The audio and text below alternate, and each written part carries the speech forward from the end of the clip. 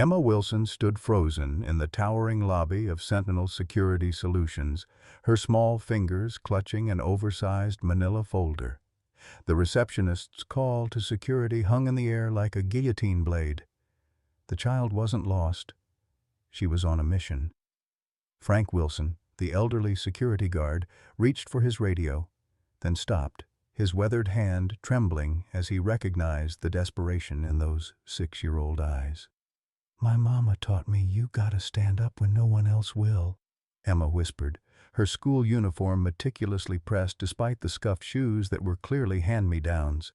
Yesterday she'd been coloring pictures of butterflies. Today she carried her mother's future. "Get Mr. Mitchell down here now," Frank commanded, his Vietnam veteran instincts recognizing courage when he saw it. How far would a child go to save her mother? And what would a hardened ex-Marine do when faced with the purest form of bravery he'd seen since watching his brothers fall in Fallujah? Leave a like and share your thoughts in the comments along with the city you're watching from now. Let's continue with the story. Phoenix, Arizona shimmered under the relentless July sun, heat rising in visible waves from the asphalt as temperatures climbed past 105 degrees by mid-morning.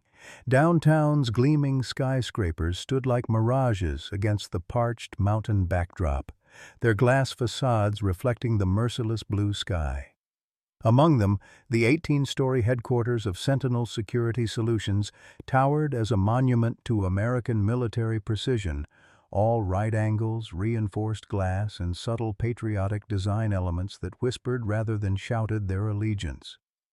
Inside this air-conditioned fortress, Logan Mitchell had built his empire from the ground up. At 38, the former Marine Force recon captain carried his military bearing in every deliberate step. His suits were precisely tailored to conceal both the physical scars from 3 tours in Iraq and the Sig Sauer he still carried out of habit. The corner office overlooking the city featured just one personal item, a shadow box containing his silver star mounted beside a photograph of 4 men in combat gear, their faces sunburned and serious. 2 of them would never come home. Logan's company had become the premier security contractor for corporations and government agencies across the Southwest, built on a reputation for uncompromising standards and a workforce composed largely of veterans. "We protected America overseas," his company motto stated. "Now we protect America's interests at home." 12 miles away, in a rundown apartment complex where the air conditioning functioned only intermittently, Jessica Wilson sat at a second-hand kitchen table. At 32, her once promising future had narrowed to a desperate present. The small studio apartment was immaculate despite its peeling paint and water stains, evidence of a woman determined to maintain dignity amid collapse. A framed academic honor certificate hung beside a calendar marked with multiple work shifts at different locations: data entry, mornings, waitressing, evenings, online customer service, late nights. Jessica had once been the rising star of her computer science department, her research on encryption protocols attracting attention from tech giants and government agencies alike. That was before Professor Richard Blackwood had accused her of plagiarism during her final year, before the academic board had stripped her scholarship, before she'd found herself pregnant and alone. Emma Wilson had inherited her mother's quick mind and penetrating blue eyes, but her spirit was entirely her own, forged in the crucible of watching her mother's daily sacrifices. At 6, she understood more about adult hardship than any child should. She knew which bills meant important by their red stamps. She knew to be very quiet when her mother finally fell asleep after 18-hour workdays.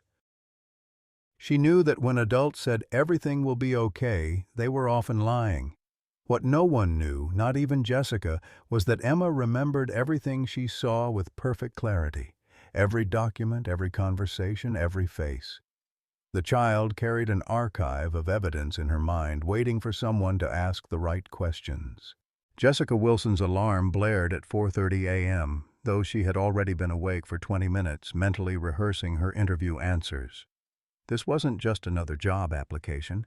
This was the chance she'd been fighting for since everything fell apart 8 years ago. Sentinel Security Solutions had posted a mid-level cybersecurity position that matched her skills perfectly, even without the degree she'd never been allowed to complete. "You've got this," she whispered to her reflection as she carefully applied her only tube of lipstick, saved for special occasions. The woman in the mirror looked older than 32, with fine lines etched around her eyes from years of insufficient sleep and constant worry. She had selected her outfit weeks ago, a navy blue blazer purchased from a thrift store, meticulously tailored by hand to hide its age. In the small bedroom alcove, Emma slept peacefully, unaware that today might change everything. Jessica watched her daughter's chest rise and fall, allowing herself a moment of pure love before the day's challenges. "This is for you, sweet girl," she murmured, gently brushing a strand of hair from Emma's forehead. The kitchen counter held Jessica's preparation materials, pages of notes about Sentinel security, printouts of encryption protocols she'd developed, and a folder containing her carefully crafted resume. It didn't mention her near-complete degree or the academic scandal. Instead, it detailed her practical experience and self-taught expertise, hoping employers would see value before asking about credentials.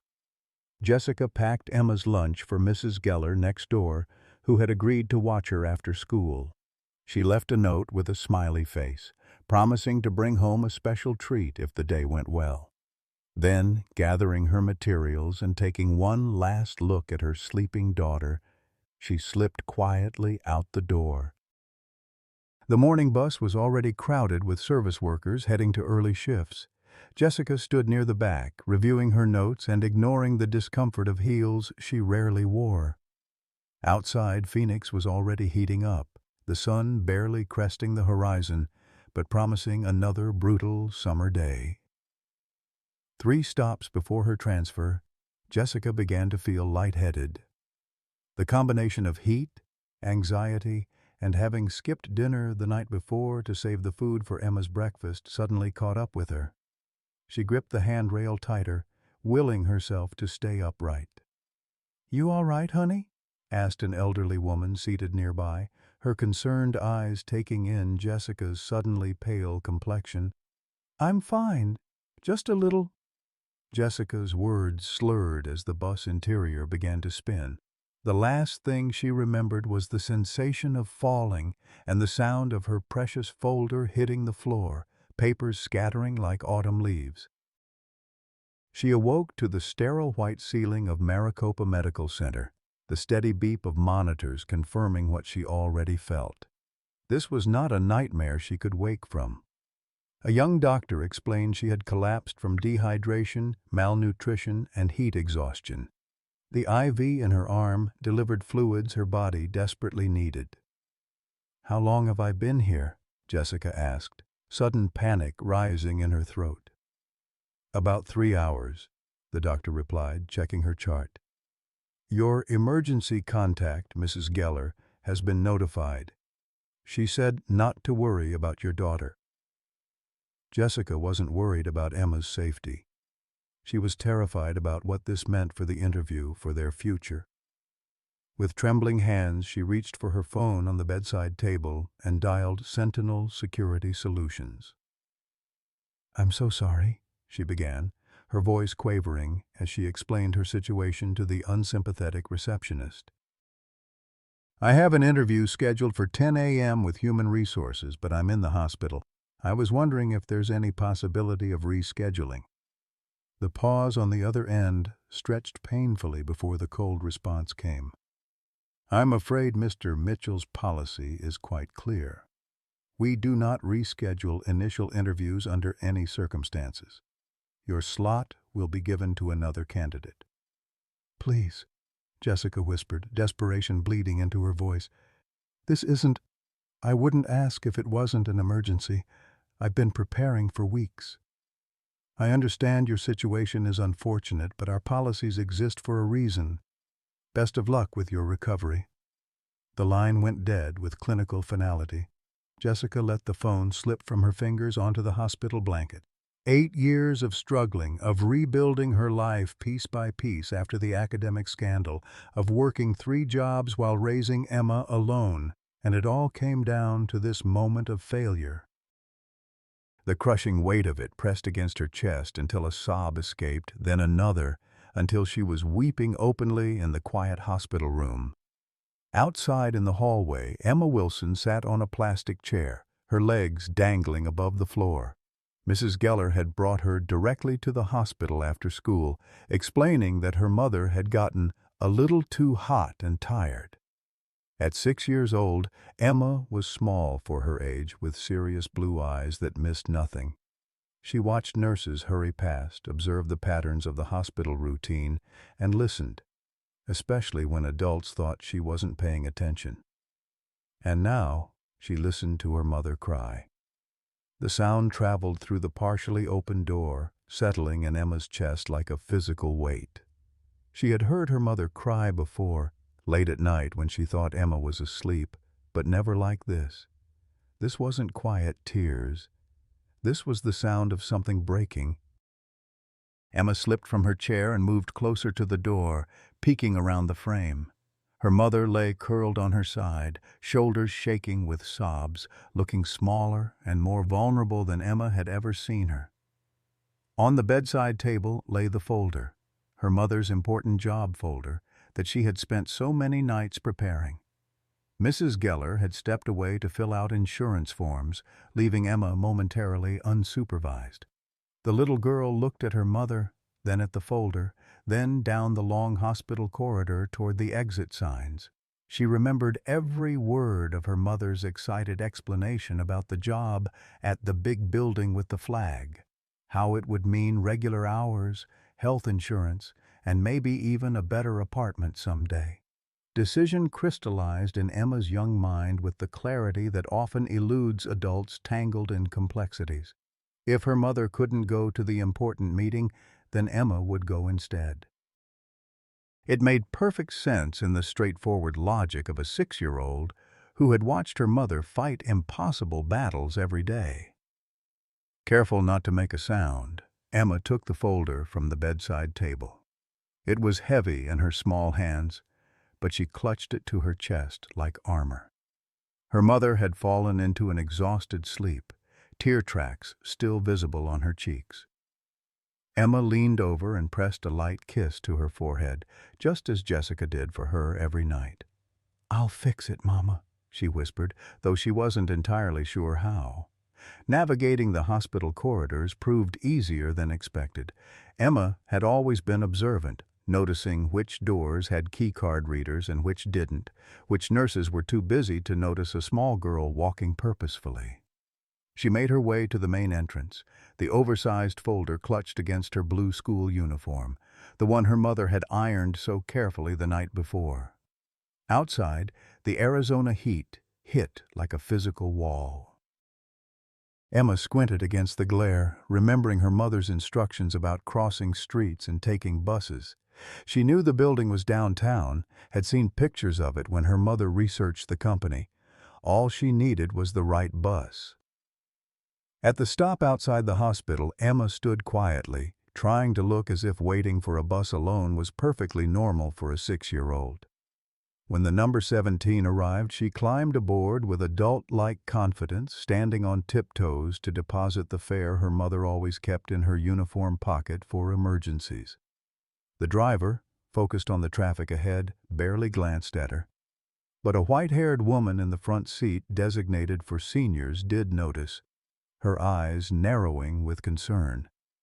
"Where are you heading all by yourself, young lady?" Martha Reynolds asked, patting the seat beside her. At 78, the former military nurse had seen enough of the world to know when something wasn't right. Emma hesitated, clutching her folder tighter. "I have to go to my mama's important meeting," she said finally. "She's sick in the hospital, so I have to go instead." Martha's expression softened. She recognized the determined set of the child's jaw. She'd seen it on young soldiers decades ago. "That's quite a responsibility," she said carefully. "Does your mama know you're doing this for her?" Emma looked down at her scuffed shoes. She was crying, she said simply, as if this explained everything. And to Martha, somehow it did. The older woman made a quick decision. Well then, I believe you could use some backup. In my day, we never sent a soldier into the field alone. She patted the seat again, and this time Emma climbed up. Now, where exactly is this important meeting? Sentinel Security Solutions, Emma replied promptly. The big building downtown with the flag. My mama says the man who runs it was a Marine, like the soldiers in my history book. Martha's eyebrows rose slightly. Logan Mitchell's company? Well now, that's interesting. She had read about the decorated veteran who'd built a security empire. You know, I was a nurse in Vietnam, patched up plenty of Marines in my time. As the bus rumbled through the sun-baked streets of Phoenix, Martha gently extracted more information from Emma about her mother's collapse, the missed interview, their life together. With each revelation, her heart ached a little more for this child carrying an adult's burden. My mama works really hard, Emma explained earnestly. Sometimes she doesn't eat dinner so I can have enough. She says it's because she's not hungry, but I hear her tummy making noises. Martha fought to keep her expression neutral. Sounds like your mama loves you very much. Emma nodded solemnly. She's the best mama in the world. That's why I have to help her get this job. She knows all about computers and keeping secrets safe. She taught herself everything from library books. When their stop approached, Martha made another decision. I'm coming with you to the building, she announced, just to make sure you get where you need to go. The Sentinel Security Solutions building loomed above them, its glass exterior reflecting the harsh sunlight. Martha led Emma to the entrance, her aged hand gentle on the child's shoulder. At the revolving door, however, Emma stopped. I have to do this part by myself, she said with surprising firmness. Mama says you have to do the hard things by yourself sometimes to show you really want them. Martha recognized the stubborn courage in those blue eyes. After a moment's hesitation, she reached into her purse and pulled out a business card. You take this, young lady. It has my telephone number. If you need anything at all, you call me.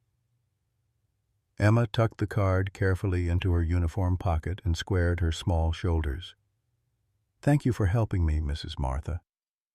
You're welcome, soldier, Martha replied softly, watching as Emma Wilson marched through the revolving door and into the lobby of Sentinel Security Solutions, a child-sized crusader on a mission of love. Logan Mitchell stood at his office window, 18 floors above Phoenix, watching the city shimmer in the summer heat. The view reminded him of Fallujah, the same relentless sun, the same sense of vigilance required to survive. 10 years removed from combat, yet his body remained on high alert, scanning for threats that no longer existed. The PTSD counseling the VA had recommended sat untouched on his calendar, rescheduled 14 times in the past year. His intercom buzzed, Charlotte's professional voice cutting through his thoughts. Sir, there's a situation in the lobby that requires your attention. Security can handle it, Logan replied, not looking away from the window. Frank specifically requested you, sir. He says it's not a security issue. It's... Charlotte hesitated, choosing her words carefully. He says there's a little girl asking to speak with you. About a job interview. Logan turned from the window, frowning. A little girl? Yes, sir. Maybe 6 or 7 years old. She says she's here for her mother's interview. For the first time that day, Logan felt something other than the dull routine of command. Curiosity, perhaps. Tell Frank I'll be down. The elevator ride to the lobby gave Logan time to speculate. Probably some employee's child, left waiting while a parent interviewed upstairs. An easy problem to solve, a momentary distraction from quarterly projections and threat assessments. The elevator doors opened, and Logan Mitchell stepped into his company's imposing lobby. Marble floors, subdued lighting, the Sentinel security logo dominating the far wall like a modern coat of arms. His eyes immediately found the source of the disruption. She couldn't have been more than 6, standing ramrod straight in a blue school uniform that had seen better days, white socks pulled up neatly despite the scuffed shoes beneath them. Her blonde hair was tied back in a careful ponytail, though several strands had escaped in the Arizona heat. What struck Logan most, however, were her eyes. Serious blue eyes that met his without flinching, without the natural deference adults showed toward authority figures. She clutched a worn manila folder nearly half her size. Frank Wilson, the Vietnam veteran who had worked security at Sentinel since its founding, stood beside her with an expression Logan had never seen on the old soldier's face, something between respect and protective concern. "Mr. Mitchell," Frank nodded, "this young lady insisted on speaking with you personally." Logan approached, instinctively adjusting his posture to appear less intimidating, a skill learned from interacting with children in war zones. "Hello there," he said, his voice gentler than most of his employees would recognize. "I understand you're here about a job interview."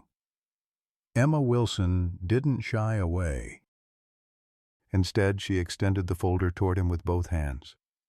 "My name is Emma Wilson. My mama is Jessica Wilson. She had an interview with you today at 10 o'clock, but she's in the hospital because she got too hot and tired. They wouldn't change her appointment time, so I came instead." The lobby fell silent. Charlotte, who had followed Logan down, suppressed a small gasp. Frank's weathered face remained impassive, but his eyes reflected something like pride. Logan accepted the folder automatically, momentarily speechless. In his decade of military service and 7 years running Sentinel, he had never encountered such a direct and unexpected tactical maneuver. "I see," he finally managed. "And your mother knows you're here?" A flicker of something, guilt perhaps, crossed Emma's face before she squared her small shoulders. "She was crying. I had to help." The simple statement hit Logan with unexpected force.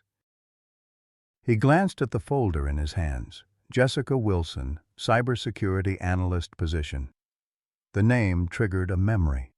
The no-show for the morning's interview schedule.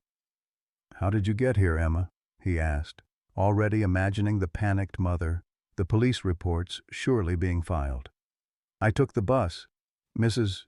Martha helped me. She was a nurse in Vietnam." Emma reached into her pocket and produced a business card. "She gave me this in case I need help going back." Frank leaned closer to examine the card, then nodded to Logan. "Martha Reynolds, she's legitimate, former military nurse, volunteers at the VA hospital now." Logan made a swift decision. "Charlotte, please call Mrs. Reynolds. Let her know Emma is safe with us. Then try to contact Maricopa Medical Center, find out if Jessica Wilson is still admitted there." He turned back to Emma. "Your mother must be very worried about you." "She's sleeping," Emma explained. "The doctor gave her medicine because she was too tired." "She hasn't slept good in a long time." Something in Logan's carefully constructed professional demeanor shifted.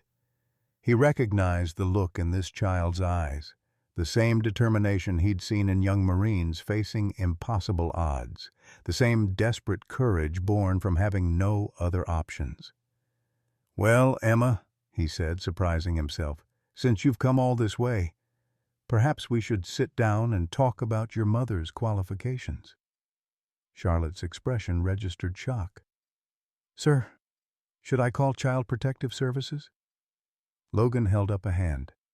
"Not yet. Let's get in touch with the hospital first." He looked down at Emma. "Would you like something to drink? It's pretty hot out there today." Emma nodded, relief visible in her small features. "Yes, please." "Water would be nice." Logan led her to the small conference room off the lobby, gesturing for Frank to join them. The old security guard had good instincts about people, and something told Logan he might need that perspective now. Once Emma was seated with a glass of water, Logan opened the folder. Inside was a meticulously prepared resume, several pages of technical writing samples, and a cover letter that began, "I am not looking for sympathy, only a fair chance." The credentials were impressive, though unconventional. No completed degree, but extensive practical experience across multiple tech platforms, certifications in cybersecurity protocols, and proficiency in programming languages that even Logan, with his military intelligence background, only vaguely recognized. "Your mother seems very qualified," Logan said, genuinely impressed. "Can you tell me more about her?" Emma took a small sip of water, then set the glass down carefully. "Mama is the smartest person in the world. She fixes computers for people in our building when they break. She works 3 jobs, but she still helps me with homework every night." Logan nodded, encouraging her to continue. "She was going to be a computer scientist, but something bad happened at her school. The professor said she did something wrong, but she didn't. She had to leave, and then she had me." Emma's matter-of-fact recounting held no self-pity, just the straightforward delivery of a child who had heard the story many times. "What school did your mother attend?" Logan asked, scanning the resume again. "Arizona State. She had a scholarship because she was so smart, but then they took it away." Logan paused, a sense of unease forming. "Do you know the name of the professor who accused your mother of doing something wrong?" Emma's brow furrowed in concentration. "Blackwood," she said finally. "Professor Blackwood. Mama still gets sad when she sees his name in the newspaper." The name hit Logan like a physical blow. Richard Blackwood, his father's oldest friend, his own mentor, and one of Sentinel Security's primary investors. The man who had helped Logan secure government contracts when Sentinel was still operating out of a rented office space. "And what exactly did Professor Blackwood accuse your mother of doing?" Logan asked, keeping his voice neutral despite the sudden tension in his shoulders. "Copying someone else's work. But Mama says it was the other way around. She says he took her ideas about keeping computers safe and said they were his. Nobody believed her because she was just a student, and he was important." Frank, who had been standing silently by the door, shifted his weight. "Sir, Charlotte is on line 2. Says she's got the hospital on the other line." Logan nodded, reaching for the conference room phone. The hospital confirmed that Jessica Wilson had been admitted for dehydration and exhaustion, that she was currently resting, and that, yes, they were aware her daughter was missing and had already notified police. "Her daughter is safe with me at Sentinel Security," Logan explained. "There's been a misunderstanding about a job interview. I'll bring her back personally within the hour." He provided his credentials, promised to coordinate with the responding officers, and hung up. Emma watched him with those unnervingly perceptive eyes. "Am I in trouble?" "No," Logan said, surprising himself with the certainty in his voice. "But we do need to get you back to your mom. She'll be very worried when she wakes up." "But what about her job? She really needs it, Mr. Mitchell. We don't have enough money for our apartment next month, and she won't ask anyone for help because she says we have to stand on our own." Logan studied the child before him, then glanced down at the resume again. An uncomfortable thought began to form. What if she was telling the truth about Blackwood? He had known the professor for years through his father's academic connections, but he'd also heard whispers about research attribution disputes, quietly settled. "Emma, I want to ask you something important," Logan said, leaning forward slightly. "How do you remember all these details about your mother's school and Professor Blackwood? You would have been too young when it happened." Emma's answer came without hesitation. "I remember everything I see or hear. Mama says I have a graphic memory." "Photographic memory," Logan corrected automatically. "Yes, that. I remember everything in the folders and papers in Mama's special box." The ones she looks at when she's sad. Logan exchanged a glance with Frank, whose eyebrows had risen slightly. If the child truly had such a memory and had seen documentation from her mother's academic case, a sudden impulse, the kind that had once saved his unit in Fallujah, made Logan reach for his phone. "Charlotte, bring me the Blackwood file from the restricted archives and reschedule my afternoon meetings." He turned back to Emma. "I think I should meet your mother properly, and I have some questions about her experience that only she can answer." Emma's face brightened. "Does that mean she still gets a chance at the job?" "It means," Logan said carefully, "that I'm very interested in hearing her side of the story." He thought of his father's signature on countless university documents over the years as a board member, wondered how many academic dismissals he had rubber-stamped on Blackwood's recommendation. Charlotte arrived with a sealed folder marked "Confidential, Blackwood Investments." As Logan began to open it, the conference room door swung wide, revealing a police officer and a distraught, exhausted woman still wearing a hospital bracelet. "Emma!" Jessica Wilson cried, rushing forward to gather her daughter in her arms. "Oh my God, Emma!" The child clung to her mother, suddenly looking her age for the first time since Logan had met her. "I'm sorry, Mama. I just wanted to help. They wouldn't change your appointment." Jessica held her daughter tightly, tears streaming down her face. "Do you have any idea how scared I was? How could you just disappear like that?"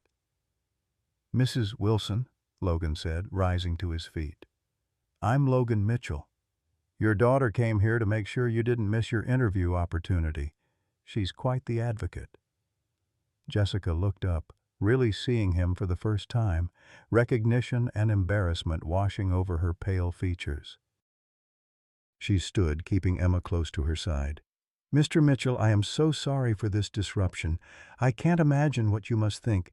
"I think," Logan interrupted, "that we should reschedule your interview for when you're feeling better.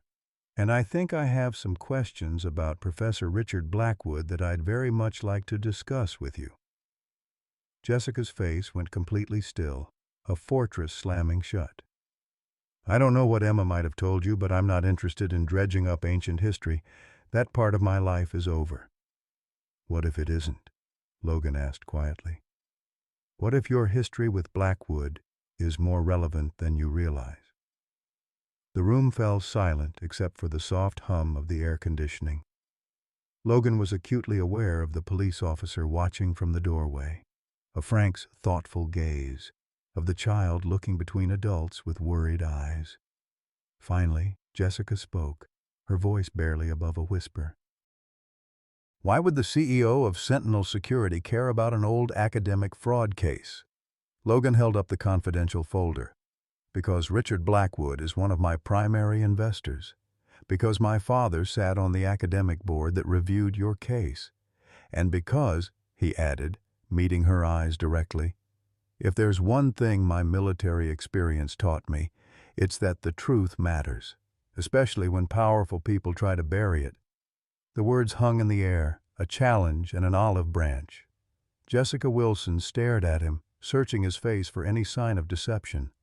Logan maintained eye contact, allowing her to see something few people ever did. The man behind the carefully constructed armor of CEO and former Marine. "Mama," Emma said softly, tugging at her mother's hand, "I think he's one of the good guys, like in your stories." A fleeting smile touched Jessica's exhausted face. "You always think the best of people, sweetie." She looked back at Logan, decision crystallizing. "I'll come back for that interview, Mr. Mitchell, and I'll answer your questions about Blackwood. But not because I want your charity, only because I've spent 8 years wondering if anyone would ever ask." Logan nodded, respect evident in his posture. "Tomorrow afternoon, 2 p.m., we'll send a car." He glanced at Emma. "And maybe bring your daughter. We could use someone with her memory and determination on our security team in about 12 years. Emma beamed, despite her mother's obvious embarrassment. As they prepared to leave, the child paused at the door, looking back at Logan with those serious blue eyes. "Thank you for listening, Mr. Mitchell. Most grown-ups don't listen to kids." "Well, Emma," Logan replied, "sometimes the smallest soldiers are the bravest ones in the field." As the door closed behind them, Frank Wilson cleared his throat. "That little girl reminds me of someone." Logan raised an eyebrow. "Who?" "You," the old veteran said simply. "Back when you started this company, same look in the eyes, like you'd walk through fire if that's what it took." Logan turned back to the Blackwood file, opening it with newfound purpose. "Get me everything we have on Richard Blackwood's academic career, especially his work on encryption protocols from 8 to 10 years ago, and find out who in our company has access to the university archives." The first battle lines had been drawn, and Logan Mitchell, the man who had never lost a fight in combat, was about to wage a very different kind of war. Jessica Wilson arrived at Sentinel Security Solutions precisely at 1:45 p.m. the following day, 15 minutes early for her rescheduled interview.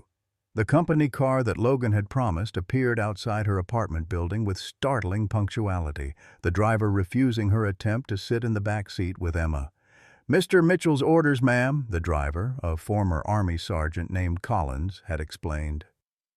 "Front seat for adults, always. Says it's a security protocol." Now, standing in the same lobby where her daughter had created such a stir the previous day, Jessica fought to keep her composure. She had spent her last $20 on dry cleaning her blazer, and had been up until 3 a.m. reviewing everything she could find about Sentinel's cybersecurity frameworks. Emma stood beside her in the same blue school uniform, holding her hand with unusual tightness. "You don't have to be nervous, Mama," Emma whispered. "Mr. Mitchell is nice." "His eyes are sad like yours sometimes, but he listens." Jessica squeezed her daughter's hand, marveling at how children could distill complex adult emotions to their essence. "I'm not nervous about Mr. Mitchell," she lied. "I just want to do well." The truth was more complicated. Jessica was terrified, not of Logan Mitchell or the interview, but of reopening wounds that had finally scarred over. For 8 years, she had buried the academic scandal beneath the more immediate challenges of single motherhood and survival. Now, someone was asking her to exhume that pain, to revisit the moment when her future had been stolen. Frank Wilson approached from his security desk, his weathered face breaking into a smile at the sight of Emma. "Well, look who's back. Properly escorted this time." He knelt down to Emma's level with the creaking deliberation of a man whose knees had seen 7 decades of use. "You know, young lady, in Vietnam we had a saying, 'The smallest person can cast the largest shadow.' You cast quite a shadow yesterday." Emma beamed at the attention, while Jessica's anxiety ratcheted higher. "I'm so sorry about the disruption my daughter caused," she began, but Frank waved her apology away. "Ma'am, that little girl showed more courage than half the men I served with. Nothing to apologize for." He stood, addressing Jessica directly. "Mr. Mitchell is waiting for you in conference room 3, not his office. He thought you might be more comfortable in neutral territory." The consideration surprised Jessica. In her experience, powerful men rarely considered the comfort of those beneath them. She followed Frank through the security checkpoint, Emma's hand still firmly in hers, trying not to be intimidated by the sleek, military precision of the Sentinel headquarters. Conference Room 3 was not what Jessica expected. Rather than the imposing boardroom she had imagined, it was a modest space with a round table, floor-to-ceiling windows overlooking downtown Phoenix, and a small sideboard with coffee and water. Logan Mitchell stood as they entered, dressed not in the formal suit she had anticipated, but in a crisp, button-down shirt with the sleeves rolled up, revealing forearms marked with the kind of scars that came from combat, not accidents. "Mrs. Wilson, thank you for coming." His voice carried the quiet authority of someone accustomed to being obeyed without having to raise his volume. "And Emma, good to see you again." Emma smiled shyly, suddenly playing the part of a proper 6-year-old rather than the determined advocate who had stormed the building the day before. "Please, sit down." Logan gestured to the chairs. "Would either of you like something to drink?" Jessica declined politely, but Emma asked for apple juice. Logan pressed an intercom button.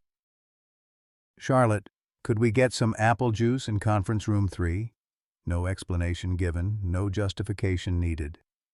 "I've reviewed your resume," Logan began once they were seated, "and I have to say, your technical qualifications are impressive, especially given the unconventional path of your education." Jessica tensed, waiting for the inevitable "but" that followed such statements in her experience. "I'm particularly interested in your work on encryption protocols," Logan continued, surprising her. "The samples you provided show an understanding of zero-knowledge proofs that exceeds what our current team has implemented." Jessica blinked, thrown off balance by the direct engagement with her technical expertise rather than her lack of credentials. "I've been following the development of post-quantum cryptography since before it was mainstream," she admitted. "Most corporate security systems are still vulnerable to quantum computing attacks, even theoretical ones." Logan nodded, making a note. "That's exactly the forward thinking we need." He set down his pen and leaned forward slightly. "Mrs. Wilson?" "Jessica, please." "Jessica, I want to be direct with you. This isn't just an interview about the cybersecurity position. Based on your technical samples alone, I'd hire you today. But there's a more complicated situation we need to discuss." Jessica felt her stomach tighten. Here it came, the real reason for this meeting. "Professor Blackwood?" she said quietly. "Yes." Logan opened a folder on the table, different from the one containing her resume. "Richard Blackwood has been a mentor to me since I started Sentinel.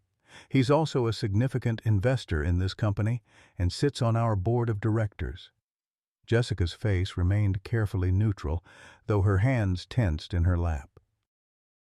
Emma, sensing her mother's distress, leaned against her arm in silent support. "Yesterday, your daughter made some assertions about your history with Blackwood, about an academic fraud case that ended your university career." Logan's eyes met hers directly. "I need to know the truth." Jessica's first instinct was to deflect, to provide the sanitized version she had crafted for job interviews. An academic disagreement, a misunderstanding, a decision to leave university for personal reasons. But something in Logan Mitchell's direct gaze made her hesitate. "Why?" she asked finally. "Why does this matter to you now, 8 years later?" Logan didn't answer immediately. Instead, he reached into the folder and withdrew a newspaper clipping. This was published 3 months ago in the technology section of the Arizona Republic. He slid it across the table. Jessica recognized it instantly. A profile of Richard Blackwood and his groundbreaking work on secure encryption systems, now being implemented by government agencies, the work that had been hers. "He's still using my research," she said flatly, the familiar bitterness rising in her throat. 8 years later, and he's still building his career on what he stole from me." "Tell me what happened," Logan said, his voice carrying neither judgment nor disbelief, just a soldier's pragmatic need for intelligence before planning a mission. Jessica took a deep breath, glancing at Emma. "Should my daughter be hearing this?" "I already know, Mama," Emma said quietly. "I read all the papers in your special box." Jessica stared at her daughter in surprise, then shook her head with a small, sad smile. "Of course you did." She turned back to Logan. "In my junior year, I developed an approach to encryption that addressed vulnerabilities no one else was talking about yet. Professor Blackwood was my faculty advisor. I trusted him." The word "trusted" carried all the weight of her subsequent disillusionment. "I shared my research with him, looking for guidance on how to develop it further. 3 months later, he published a paper containing my core findings, with my name nowhere on it. When I confronted him, he claimed the ideas had been his all along, that he'd been working on them before I ever came to him. Logan listened without interruption, his eyes never leaving her face. It was my word against his. A 22-year-old scholarship student versus a tenured professor with powerful connections. When I filed a formal complaint, things got ugly. Blackwood accused me of plagiarizing my own work from his unpublished notes. The academic board believed him. I lost my scholarship, was placed on academic probation, and she hesitated. Other things happened in my personal life around the same time.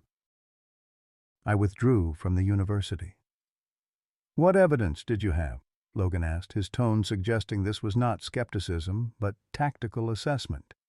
"My original research notes, time-stamped emails discussing concepts before Blackwood's alleged unpublished work, and the testimony of 2 graduate students who had seen my early prototypes." Jessica's voice hardened.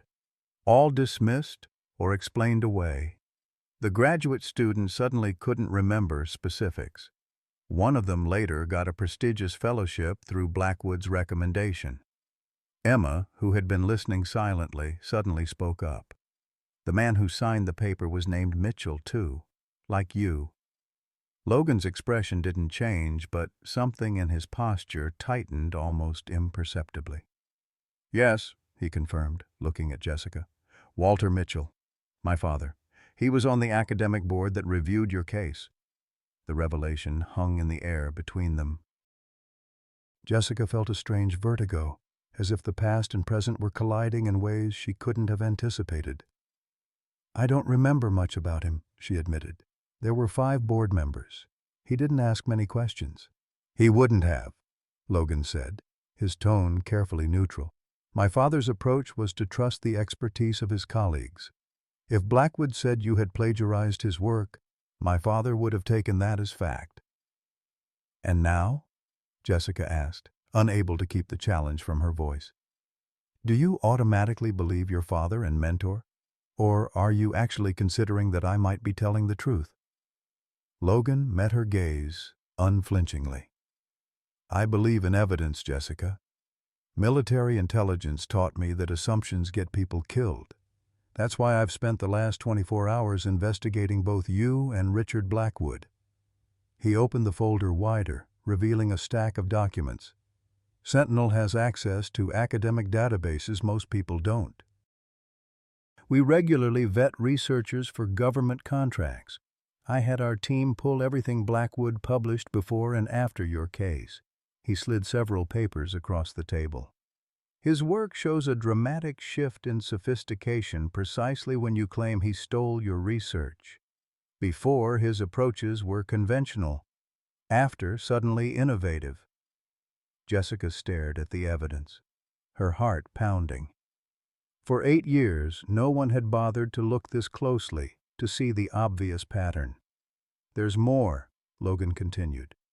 3 other students filed complaints against Blackwood over the past decade. All were dismissed, but the pattern is consistent. All were scholarship students without family connections. All withdrew from academic programs shortly after their complaints. "You believe me?" Jessica whispered, the realization dawning slowly. "I'm not finished gathering evidence," Logan corrected her, ever the methodical tactician. "But yes, the preliminary intelligence suggests your account is credible." Emma, who had been following the conversation with surprising comprehension, suddenly straightened in her chair. "Does that mean my mama gets her job back? At the university?" Logan glanced at the child, his expression softening slightly. "It's not that simple, Emma. Academic fraud cases are difficult to reopen after so many years. But," he added, looking back at Jessica, "there are other forms of justice." "Like what?" Jessica asked, afraid to hope after so long. "First, the job." Logan pushed her resume back toward her. "Sentinel needs your expertise, regardless of your history with Blackwood. The position is yours if you want it. Salary is 20% above industry standard. Full benefits effective immediately. flexible hours to accommodate Emma's school schedule. Jessica blinked, momentarily speechless. The salary he named was more than triple her current combined income from 3 jobs. Second, Blackwood. Logan's expression hardened almost imperceptibly. His connection to Sentinel gives me leverage. I intend to use it. Why would you do that? Jessica asked, suspicious of help that seemed too good to be true. Blackwood is your mentor, your investor. Challenging him could damage your company. I have my reasons, Logan replied, his tone making it clear he wouldn't elaborate further. Let's just say I've seen too many powerful men escape consequences for their actions. Before Jessica could respond, a knock at the door announced Charlotte with Emma's apple juice. The brief interruption gave Jessica a moment to collect her thoughts, to consider the surreal turn her life had taken in the past 24 hours. When they were alone again, Logan shifted gears smoothly. Tell me about your technical background beyond what's in your resume. Self-taught programmers often have unique approaches to problem solving. The next hour proceeded as a surprisingly normal job interview, with Logan probing her technical knowledge, problem-solving abilities, and approach to cybersecurity challenges. Jessica found herself engaged in the kind of substantive discussion her abilities deserved, but had rarely received. Logan asked intelligent questions, challenged her assumptions without dismissing them, and seemed genuinely impressed by her workarounds for problems that would have stymied formally trained security experts. Throughout, Emma sat quietly, occasionally drawing on a notepad Charlotte had provided, but mostly watching the adults with those observant blue eyes that missed nothing. As the interview wound down, Logan asked, "When could you start?" Jessica hesitated, thinking of her current jobs, the notice she would need to give. 2 weeks. I need to properly resign from my current positions. 1 week, Logan countered. We'll pay any penalties for breaking your existing commitments. We have a government contract deadline approaching, and I need your expertise on the team. He glanced at Emma. And we have an on-site childcare facility for employees, fully vetted staff, educational programming. Jessica felt overwhelmed by the offer, by the sudden shift in her fortunes. This feels too good to be true, she admitted. Yesterday I was in the hospital wondering how I'd make rent. Today you're offering me everything I've worked toward for 8 years. I'm offering you a job commensurate with your skills, Logan corrected her. Don't mistake this for charity, Jessica. Sentinel needs the best people regardless of their paper credentials or past history. Your work speaks for itself. Emma, who had been quiet for some time, suddenly spoke up. Mr. Mitchell, do you have bad dreams too? Like my mama? The question landed like an unexpected grenade in the professional atmosphere. Logan's expression flickered for just an instant, surprise breaking through his disciplined facade. Emma, Jessica admonished, mortified. That's not an appropriate question. It's all right, Logan said, recovering quickly. He looked at Emma with newfound curiosity. What makes you ask that, Emma? The child pointed to his hand resting on the table. You tap your fingers when the air conditioning makes that clicking sound, like you're counting. Mama does that when thunder sounds like Daniel banging on our door, and your eyes look tired like hers does when she has the bad dreams. Logan's fingers stilled immediately.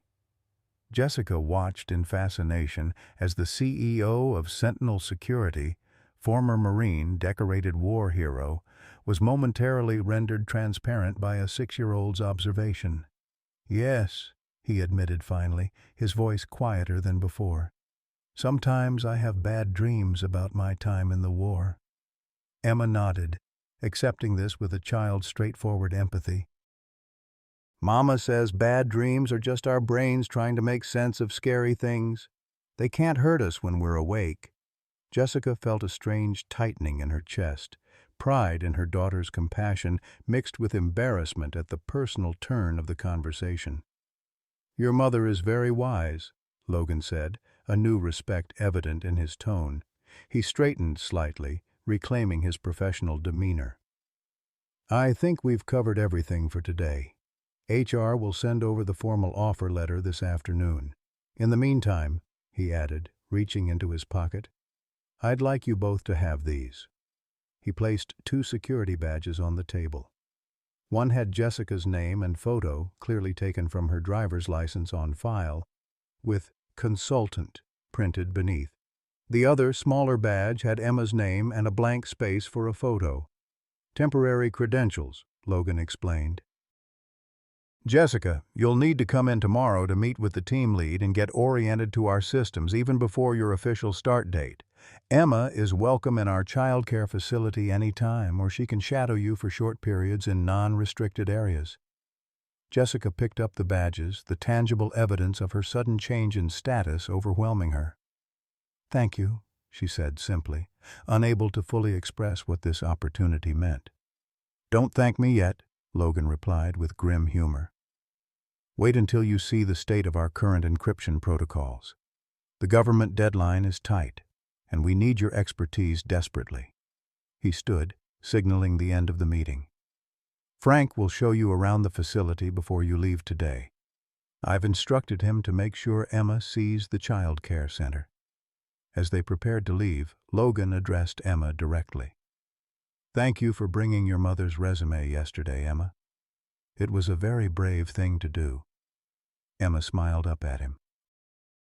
Mama says sometimes you have to be brave even when you're scared, like you were in the war. Logan's expression softened almost imperceptibly.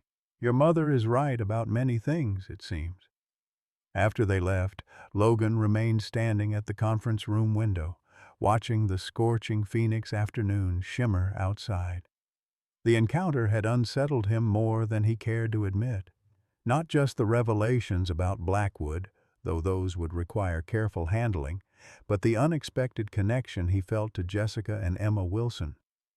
Their resilience reminded him of qualities he'd seen in his best Marines: adaptability, determination, loyalty to one another. And Emma's perceptiveness about his PTSD symptoms was extraordinary. Few adults noticed the subtle signs he worked so hard to conceal. His intercom buzzed. Sir, Richard Blackwood is on line 1. Says it's urgent regarding the government contract. Logan stared at the phone, feeling the weight of the past and future converging in this moment. Tell him I'll call back this afternoon, he said finally. I'm in the middle of recruiting a key team member. As he gathered the folders on the table, Logan's eye caught the drawing Emma had left behind. It showed 3 stick figures standing together: a tall man in what appeared to be a uniform, a woman with a ponytail, and a small girl between them. Above them, Emma had carefully printed in a child's uneven lettering, "The Good Guys." Logan carefully placed the drawing in his folder before leaving the conference room, his steps more purposeful than they had been in years. Across town, Jessica and Emma rode in the Sentinel Company car, both quiet as they processed the dramatic turn their lives had taken. The driver maintained a respectful silence, navigating through the afternoon traffic with military precision. Mama, Emma said finally, her voice small in the air-conditioned quiet. Is everything going to be okay now? Jessica pulled her daughter closer, kissing the top of her head. I think so, sweetheart. I really think so. Emma nodded, satisfied with this assessment. I like Mr. Mitchell. He's sad inside, but he wants to help people, like you. Jessica considered her daughter's insight, marveling yet again at Emma's perception. How do you know he wants to help people? Because, Emma said with a child's certainty, he has the same look you get when you fix Mrs. Geller's computer for free, even when we need the money. Like doing the right thing matters more than anything else. Jessica pondered this as Phoenix rolled by outside the window, the harsh landscape softened by the tinted glass. For the first time in 8 years, she allowed herself to feel something dangerous and forgotten. Hope. 3 months after Jessica Wilson joined Sentinel Security Solutions, the company secured the government contract that Logan had been so concerned about. Her encryption protocols had not only met the stringent requirements, but had exceeded them, earning special commendation from the Department of Defense evaluators. What had begun as a desperate journey to a job interview had transformed into a professional renaissance for Jessica, who now led her own small team within the cybersecurity division. The Autumn Gala at the Phoenix Convention Center marked Sentinel's 10th anniversary, transforming the austere ballroom into a sea of formal attire and carefully modulated conversation. Military precision governed even this celebration. Cocktails at precisely 7 o'clock, dinner at 8 o'clock, speeches and awards at 9:15. Logan Mitchell moved through the crowd with practiced ease, his tailored tuxedo a stark contrast to the battle fatigues that still featured in his nightmares. "Mitchell, there you are." Richard Blackwood's voice carried over the murmur of conversation, his hand already extended in greeting. At 55, the professor retained the polished charm that had advanced his academic career, silver at his temples, tortoiseshell glasses perched precisely on his nose, and a smile that suggested insider knowledge of every situation.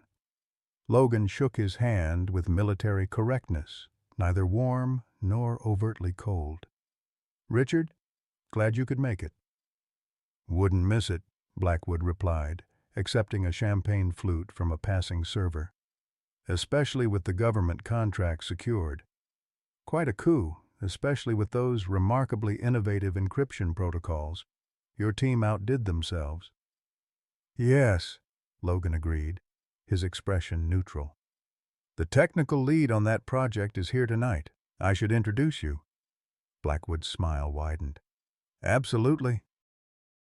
"Always good to meet new talent." Logan guided him through the crowd toward the far side of the ballroom, where Jessica stood in a simple midnight blue gown, purchased with her first Sentinel paycheck, discussing security architecture with 2 senior engineers. Her transformation over the past months had been remarkable.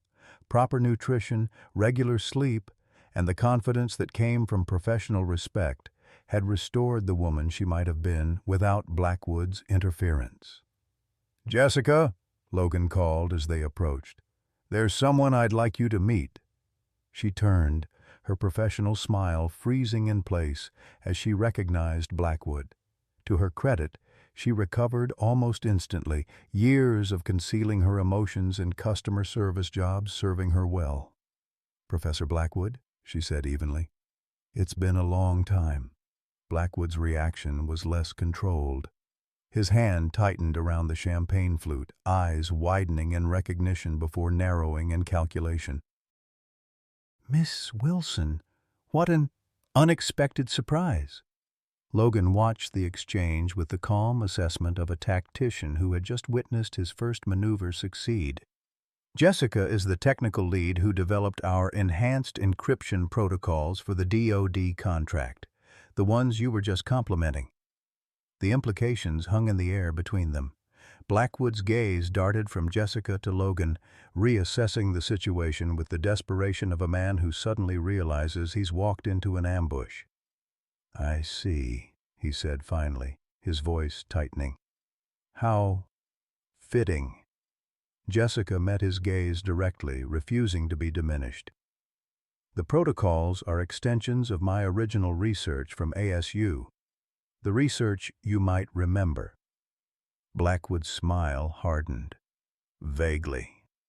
Though I recall certain ethical concerns about your academic work that cut your university career short." "Interesting perspective," Logan interjected smoothly. The DoD evaluators had a different assessment.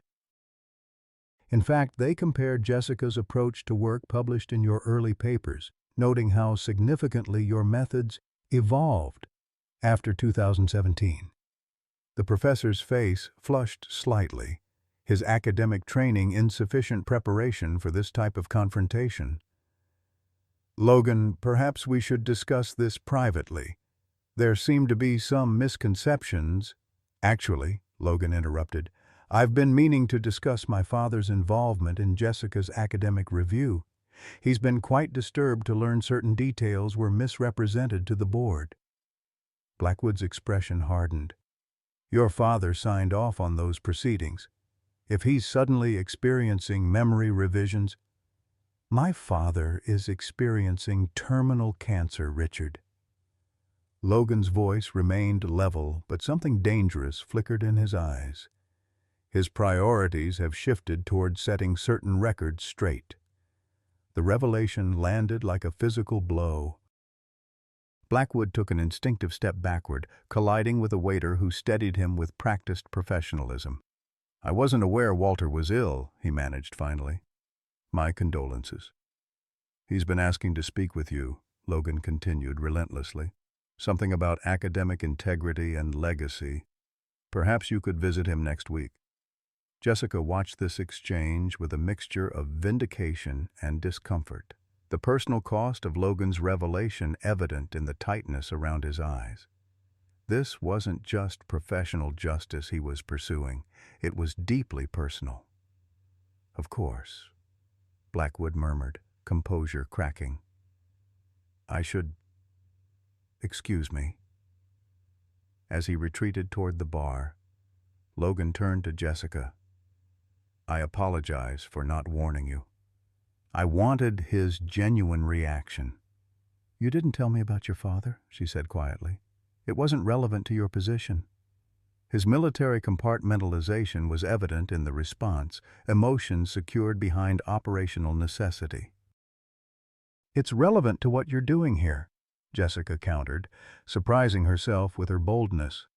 3 months ago, she would never have challenged the CEO of her company, regardless of the circumstances. This isn't just about my case anymore, is it? Logan's gaze shifted to the crowded ballroom, where Phoenix's business and political elite mingled with military officials and Sentinel executives. This venue isn't appropriate for that discussion. Before Jessica could respond, a commotion near the entrance caught their attention. Frank Wilson, who had been stationed at the security checkpoint despite Logan's insistence he attend as a guest, was escorting someone through the crowd. Martha Reynolds, the elderly nurse who had helped Emma on the bus, her expression urgent despite her carefully applied makeup and formal dress. Mr. Mitchell, she called, ignoring protocol, you need to come immediately. Logan moved toward her with the focused intensity of a soldier responding to an alarm. What's happened? It's Emma, Martha said, her voice dropping. And that man, Daniel Cooper. He showed up at the child care center claiming to be her father. When they refused to release her without authorization, he became belligerent. Security removed him, but he was making threats. Jessica pushed forward, fear constricting her throat. Where's Emma now? Is she safe? She's in your office with 2 security officers, Frank assured her. Scared but unharmed. Cooper was intoxicated, claimed he had rights to see her. Logan's expression darkened, combat readiness evident in his suddenly precise movements. How did he get past the lobby security? Came in with the catering staff, Frank explained grimly. Had a fake ID badge. Good one, too. We're reviewing the surveillance footage now. Jessica was already moving toward the exit, protocol forgotten in maternal panic. Logan fell into step beside her, addressing Frank without breaking stride. Full building lockdown, no one in or out without direct clearance from me, and find out how Cooper knew Emma would be here tonight. The transition from elegant gala to crisis management happened in moments, Logan and Jessica moving with singular purpose through the service corridors toward the executive elevator. Martha followed, her age belied by the efficient stride of someone who had navigated combat hospitals. Emma was supposed to be at my neighbor's, Jessica said, the elevator's descent seeming agonizingly slow. But Mrs. Geller had a doctor's appointment, so I brought her here for the child care program during the gala. How did Daniel even know? That's what we need to find out, Logan replied, his voice carrying the calm authority that had once guided Marines through ambushes. Cooper hasn't been in your life for years, correct? Not since before Emma was born, Jessica confirmed, trying to control her rising panic. He left when I told him I was pregnant. I haven't heard from him since, not even child support. Then his sudden interest in parental rights seems suspicious. Logan's tactical mind was already processing scenarios, threats, countermeasures. Has anything changed recently that might have triggered this?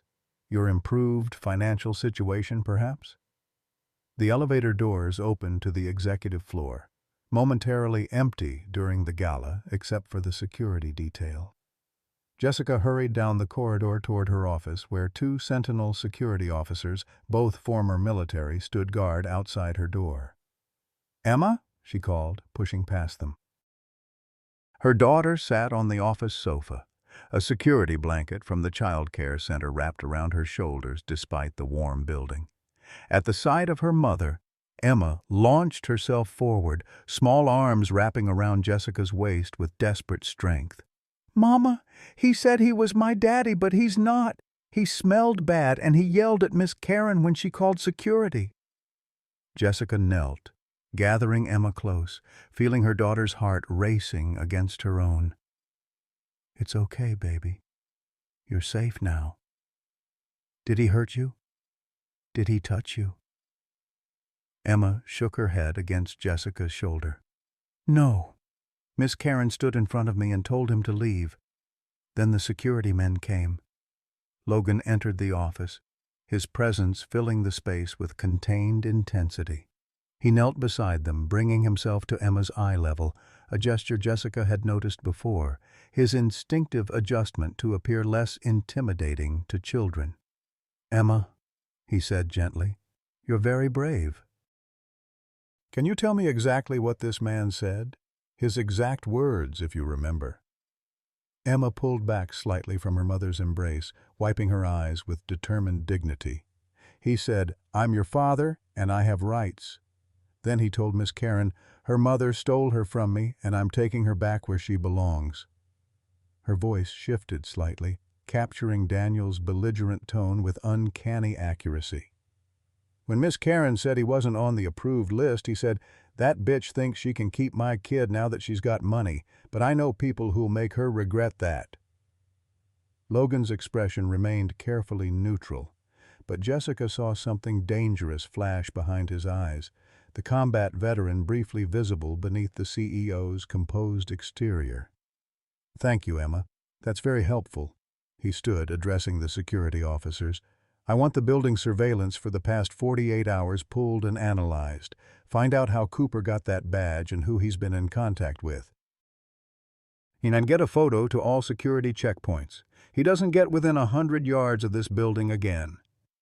Jessica held Emma close, trying to process this sudden threat to the stability they had only recently achieved. "Why now?" she whispered, more to herself than anyone else. After 6 years of nothing, why would he suddenly want to claim her? Martha, who had been quietly observing, spoke up from the doorway. "Money, most likely. Men like that don't want children. They want leverage." Her assessment carried the weight of decades watching human behavior at its worst.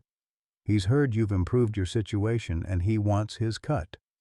Logan nodded in agreement, already 3 steps ahead in strategic planning. "Cooper has no legal claim to Emma, correct? No established paternity?" "No," Jessica confirmed. "He's not on the birth certificate. He wanted nothing to do with us." "Good. That simplifies things legally." Logan turned to Frank, who had joined them after securing the building. "Get our legal team on this tonight. I want restraining orders filed immediately. And contact Willis at Phoenix PD. Have Cooper picked up for trespassing and threatening behavior." The calm efficiency with which Logan dismantled the threat should have been reassuring, but Jessica felt a cold dread spreading through her chest. Daniel Cooper was volatile, unpredictable, and now apparently desperate for money. His appearance threatened everything she had worked to build.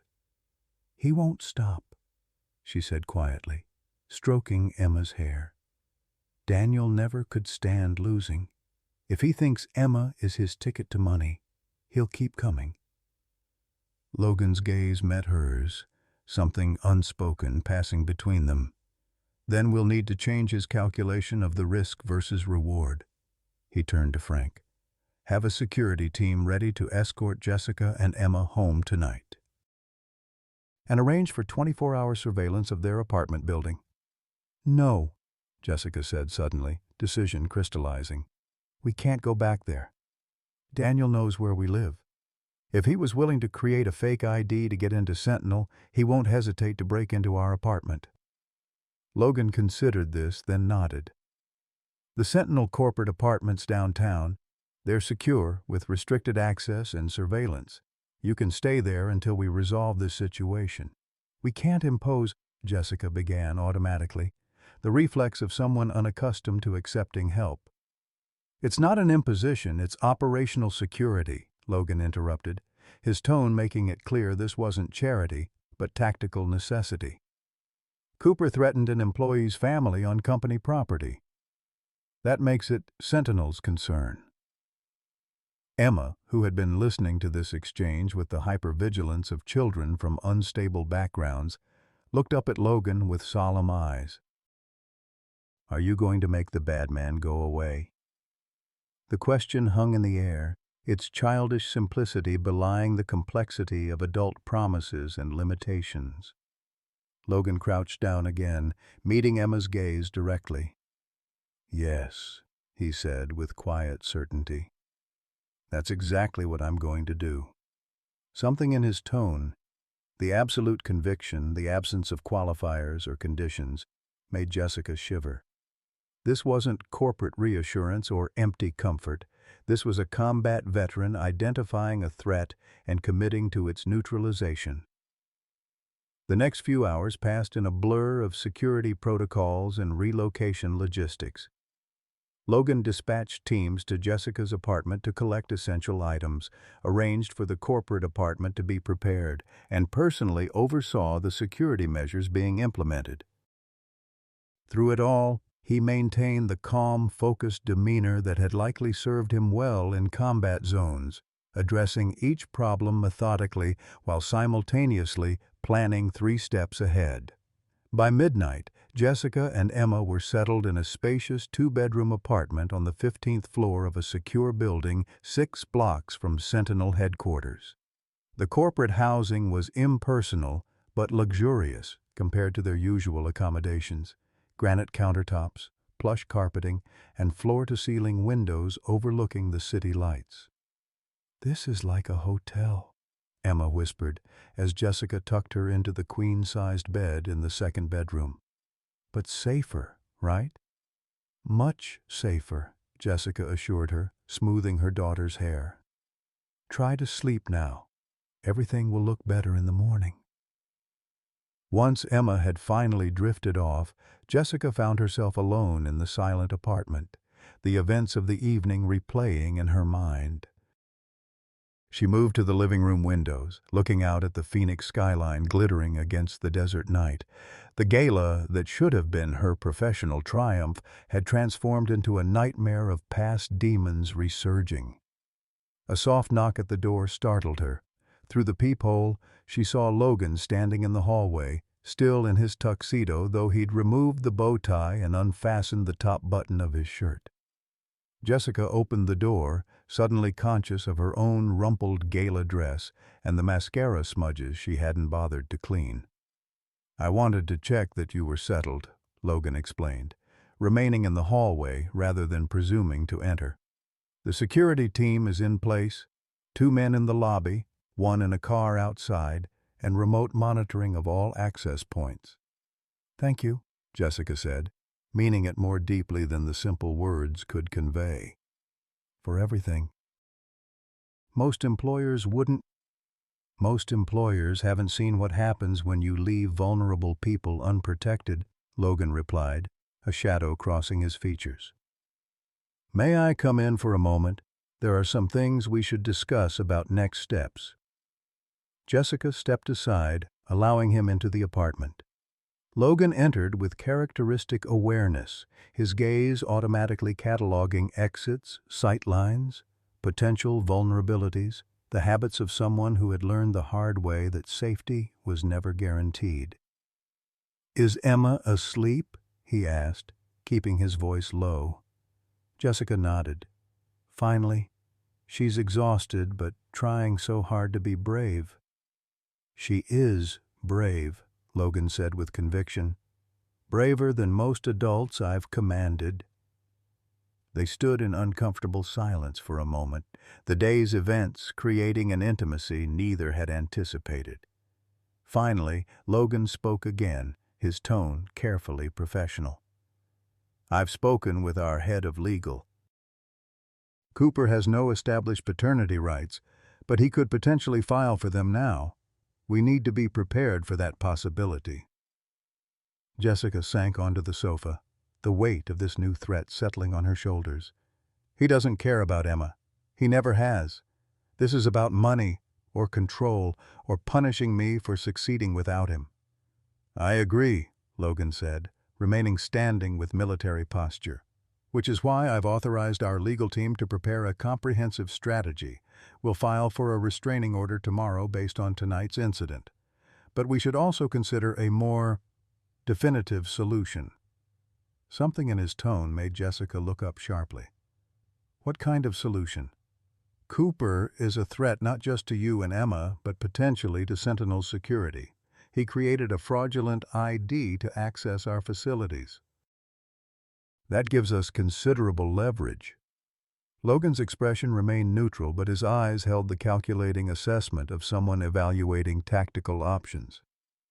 "People like Cooper respond to strength and consequences. I propose we demonstrate both." "How?" Jessica asked, uncertain whether to be reassured or concerned by this side of Logan she hadn't fully seen before. "I have connections in the Phoenix Police Department, former military. Cooper has a record: DUIs, misdemeanor assault, unpaid child support for 2 other children we've just discovered. With the right pressure, we can ensure he faces consequences for tonight's actions severe enough to make him reconsider any future attempts." Jessica studied Logan's face, trying to reconcile the corporate executive with this glimpse of the combat veteran willing to operate in gray areas.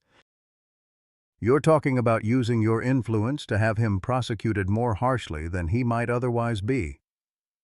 "I'm talking about ensuring that threats to my people are taken seriously," Logan corrected, the possessive "my people" slipping out perhaps unintentionally. "Cooper made a choice tonight. Actions have consequences." The intensity in his voice revealed something Jessica had sensed but never seen directly. The protective instinct that likely drove Logan in combat and now extended to those under his command at Sentinel, including apparently her and Emma. "Why are you doing all this?" she asked finally. "The job, the apartment, legal support, security teams. This goes far beyond professional obligation." Logan's posture shifted almost imperceptibly, a momentary breach in his disciplined facade. "Because I understand what it means to fight a system designed to protect the powerful at the expense of the truth." He paused, seeming to debate how much to reveal. "And because Emma reminds me of someone I couldn't protect once. I won't make that mistake again." The admission hung between them, unexpectedly personal from a man who compartmentalized his life with military precision. Jessica sensed there was more. About his father's illness, about his own experiences in Iraq, about whatever loss he had referenced. But she recognized the boundaries of what he was willing to share. "Thank you," she said simply, accepting both his help and the limits of his disclosure. Logan nodded once, reclaiming his professional demeanor. "Try to get some rest. I've arranged for you to work remotely tomorrow. Emma can stay with you here. I'll have security escort Mrs. Reynolds over in the morning if you'd like another adult present." "That would be helpful," Jessica admitted, touched by his thoughtfulness regarding Emma's comfort. As Logan turned to leave, Emma's small voice came from the hallway. "Mr. Mitchell?" "Are you leaving?" They both turned to see her standing in the bedroom doorway, blanket clutched around her shoulders, eyes heavy with interrupted sleep. "Just heading home, Emma," Logan answered gently. "You should be sleeping." "I had a bad dream," she admitted, moving closer to her mother. "About the mean man coming back." Logan knelt to her level, his expression softening in the way it always did when addressing Emma. "Remember what your mother told you about bad dreams? They're just your brain trying to make sense of scary things. They can't hurt you when you're awake." Emma nodded solemnly. "And you put lots of soldiers to protect us, right? Like in your war?" "That's right," Logan confirmed. "Very good soldiers who know exactly what to do." Emma seemed to consider this, then asked with childlike directness, "Do you have someone to keep the bad dreams away at your house?" The question clearly caught Logan off guard, a rare occurrence for someone so strategically minded. Jessica saw something vulnerable flash across his features before he composed himself. "I have my training," he answered carefully. "Military men learn to handle difficult things." Emma frowned slightly, unconvinced by this explanation. "Mama says everybody needs somebody sometimes, even the strongest people." Logan glanced at Jessica, something unreadable in his expression. "Your mother is very wise," he said finally, rising to his feet. "Good night, Emma. Sleep well knowing you're completely safe here." As he moved toward the door, Emma called after him, "Thank you for being one of the good guys, Mr. Mitchell." The simple statement seemed to affect Logan deeply. He paused, hand on the doorknob, then nodded without turning. "Good night, Jessica. Call if you need anything, anytime." After he left, Jessica led Emma back to bed, tucking her in once more. "Mr. Mitchell is right, sweetheart. We're completely safe here." Emma nodded drowsily, already drifting back toward sleep. "I know. He looks at us the same way you look at me." "What do you mean?" Jessica asked, smoothing her daughter's hair. "Like nothing bad will happen to us as long as he's there," Emma murmured, eyes closing. "Like we matter more than anything." Jessica sat beside her daughter long after she had fallen asleep, pondering Emma's insight and the events that had brought them to this moment. Outside the window, Phoenix sprawled beneath them, and somewhere in that cityscape, Logan Mitchell was implementing his strategy to neutralize the threat Daniel Cooper posed, not just as her employer, but as something more complex and undefined. For the first time in years, Jessica allowed herself to contemplate a future where she wasn't fighting her battles alone. The first snowfall of December dusted Phoenix with an unusual white coating, transforming the desert landscape into something alien and beautiful. From the 15th floor windows of the corporate apartment, Emma pressed her palms against the glass, breath fogging the view as she watched the rare phenomenon with wonder. "Mama, it's like the Christmas movies," she called over her shoulder, where Jessica sat at the dining table surrounded by printouts and laptop screens. 3 weeks in the temporary housing had established new routines, but the underlying tension remained, a current of uncertainty beneath their carefully constructed normalcy. "It's beautiful, sweetheart," Jessica agreed, glancing up from her work with a forced smile that didn't quite reach her eyes. The weather matched her mood, an aberration, something out of place and unlikely to last. The investigation into Daniel Cooper's intrusion at the gala had revealed disturbing connections. His sudden interest in claiming paternity rights coincided precisely with the first news articles about Sentinel's government contract, specifically pieces that mentioned Jessica as the lead developer of the encryption protocols. Someone had deliberately drawn his attention to her improved circumstances, providing him with information about Emma's whereabouts and even financial support for his legal inquiries. Logan's security team had traced a payment to Cooper's bank account from an anonymous source, deposited 2 days before the gala incident. The amount, $5,000, wasn't life-changing, but to someone like Daniel, perpetually broke and chasing the next opportunity, it was enough motivation to pursue his rights to a child he had abandoned years ago. Jessica's phone vibrated on the table, displaying Logan's number. "Any updates?" she answered without preamble, their communication having evolved into efficient directness over the past weeks.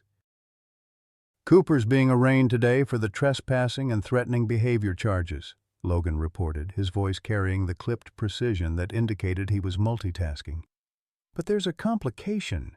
Richard Blackwood just requested a meeting with me, says it's about our mutual concern regarding Jessica Wilson." Jessica's grip tightened on the phone. "He's connected to this somehow." "That's my assessment as well. The timing is too convenient."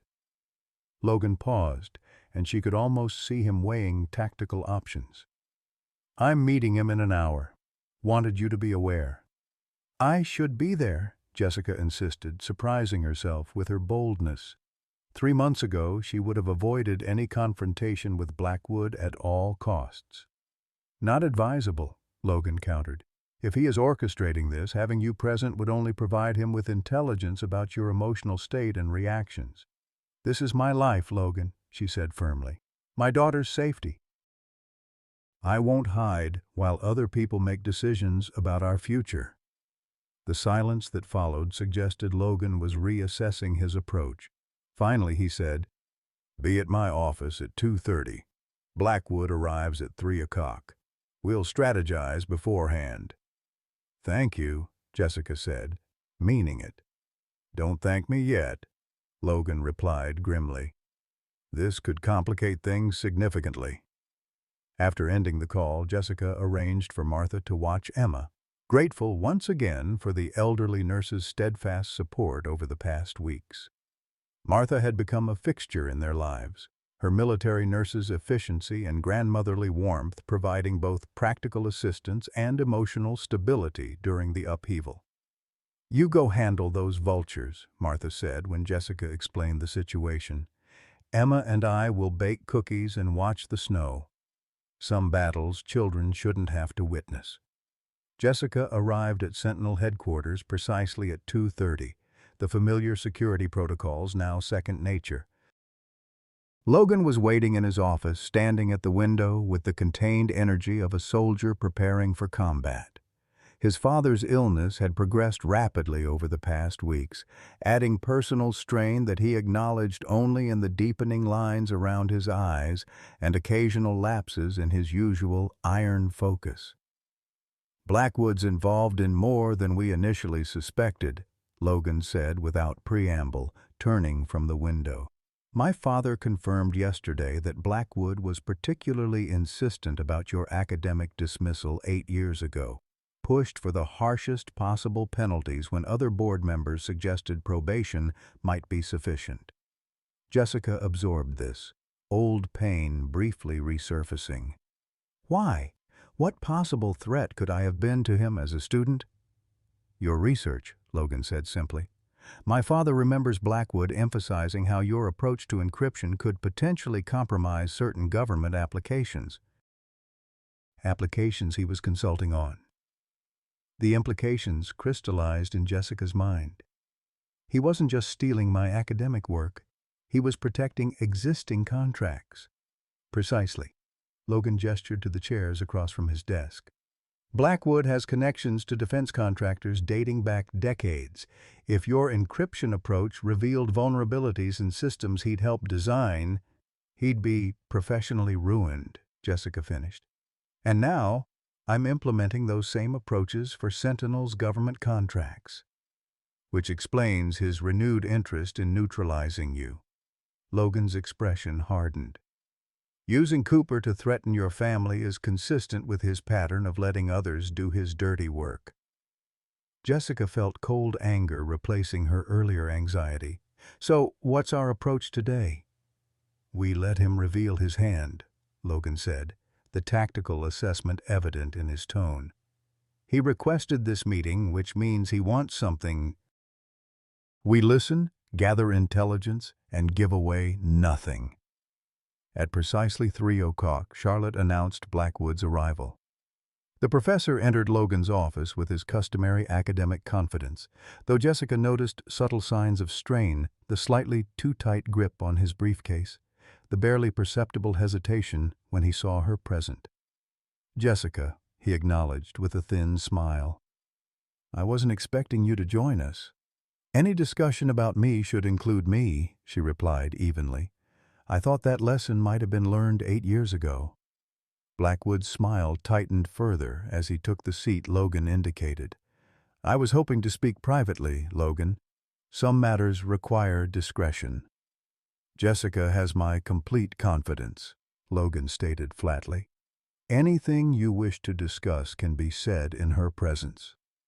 Blackwood assessed the unified front before him, recalculating his approach. "Very well, I'll be direct. There are concerns among the board about Ms. Wilson's access to sensitive encryption protocols given her history." "My history?" Jessica echoed incredulously. "You mean the history where you stole my research and destroyed my academic career?" "These continuing allegations are precisely the concern," Blackwood replied smoothly. "Your persistent attempts to claim credit for established work suggest a disturbing pattern. And now, with this unfortunate business involving your ex-partner threatening violence at company events, a partner who mysteriously received funds just before appearing to cause trouble," Logan interrupted. "Interesting timing." Blackwood's expression flickered briefly before he regained composure. "I understand these situations are stressful, but conspiracy theories don't help anyone. The simple fact remains. Jessica Wilson represents a security risk to this company and its government contracts." "In what specific way?" Logan pressed, his tone dangerously calm. "Her encryption work contains elements that could compromise existing security systems," Blackwood said carefully. "Systems currently protecting sensitive government operations." Jessica leaned forward. "You mean it exposes vulnerabilities in systems you designed, vulnerabilities you've known about for years but never disclosed?" The accusation hung in the air between them. Blackwood's expression hardened, the pretense of collegial concern evaporating. "This is exactly the kind of unfounded accusation that makes you a liability, Jessica. The board will need to reconsider your position here." "The board doesn't control hiring decisions for technical positions," Logan stated flatly. "I do, and Jessica's work is exemplary." "The board controls investment," Blackwood countered. "My stake in Sentinel is substantial enough to influence others. Unless this situation is resolved appropriately, I may need to reconsider my position as an investor." The threat was unmistakable. Logan's expression remained impassive, but Jessica recognized the subtle indicators of controlled anger, the slight tightening around his eyes, the almost imperceptible straightening of his posture. "Are you threatening to withdraw funding if I don't terminate one of my most valuable employees?" Logan asked, each word precisely measured. "I'm suggesting a prudent risk assessment," Blackwood replied. "Perhaps a leave of absence while these personal issues are resolved, and a review of her access to sensitive protocols." Jessica felt ice forming in her stomach. Even with Logan's support, Blackwood's influence could devastate Sentinel's financial stability. She had become a liability to the company that had finally given her a chance. "That won't be necessary," a new voice interjected from the doorway. All three turned to see Frank Wilson standing there, supporting an elderly man whose gaunt frame and sunken features suggested serious illness, but whose piercing eyes, remarkably similar to Logan's, radiated steely determination. "Dad," Logan said, rising quickly, "you shouldn't be here. The doctor said—" "The doctor said I'm dying, son," Walter Mitchell interrupted, his voice weak but resolute. "Which means I get to decide where I spend my remaining time," his gaze fixed on Blackwood. "Hello, Richard. You've been avoiding my calls." The color drained from Blackwood's face. "Walter, I had no idea you were in Phoenix. I thought you were still receiving treatment in Baltimore. Clearly, Walter replied dryly. Otherwise, you might not be here threatening my son's company and continuing to persecute a woman whose only crime was being smarter than you. Frank helped Walter to a chair, the old security guard's Vietnam-era loyalty evident in his careful attention to the dying man's comfort. Jessica watched the scene unfold with a sense of unreality, the past and present colliding in Logan's austere office. I've reviewed the Wilson case, Richard, Walter continued, each word measured and deliberate. All of it, including the original research notes you claimed were yours, the timestamps you altered, and the graduate students you pressured into supporting your version of events. Blackwood's professional facade cracked further. Walter, you're unwell. These delusions. Terminal cancer clarifies priorities remarkably. Walter cut him off. I've submitted a formal statement to the University Ethics Committee recanting my approval of Jessica's dismissal and detailing your manipulation of the process. I've also provided copies to the Department of Defense Contracting Office, given the national security implications of suppressing vulnerability information in encryption systems. The silence that followed was absolute. Jessica stared at Walter Mitchell, the man whose signature had ended her academic career, now apparently determined to correct that injustice before his death. You can't prove any of this, Blackwood finally said, but his voice lacked conviction. I don't need to prove it all, Walter replied calmly. Just enough to trigger a full investigation. Your academic reputation won't survive the scrutiny, Richard. We both know that. Logan watched his father with an expression Jessica couldn't fully interpret. Pride and grief intermingled with something deeper. A son witnessing his father's redemption. You should withdraw your concerns about Jessica's employment, Walter advised Blackwood. In fact, you should consider divesting from Sentinel entirely. Your involvement has become a liability to the company's reputation and security contracts. Blackwood stood abruptly, desperation replacing his earlier confidence. This is absurd. Logan, your father is clearly not in his right mind. These unfounded accusations. My father has provided documentation supporting every statement, Logan interrupted, his voice deadly quiet, including records of a payment from your personal account to Daniel Cooper 3 days before he appeared at our gala. The final piece clicked into place for Jessica. Blackwood hadn't just encouraged Cooper. He had directly financed the threat to her and Emma. You paid him to threaten my child, she said, the realization igniting cold fury. To try to take her from me.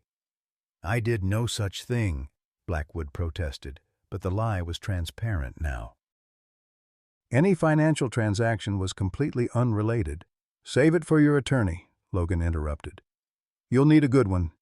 Conspiracy, corporate espionage, academic fraud, and endangering a child. The charges will be substantial.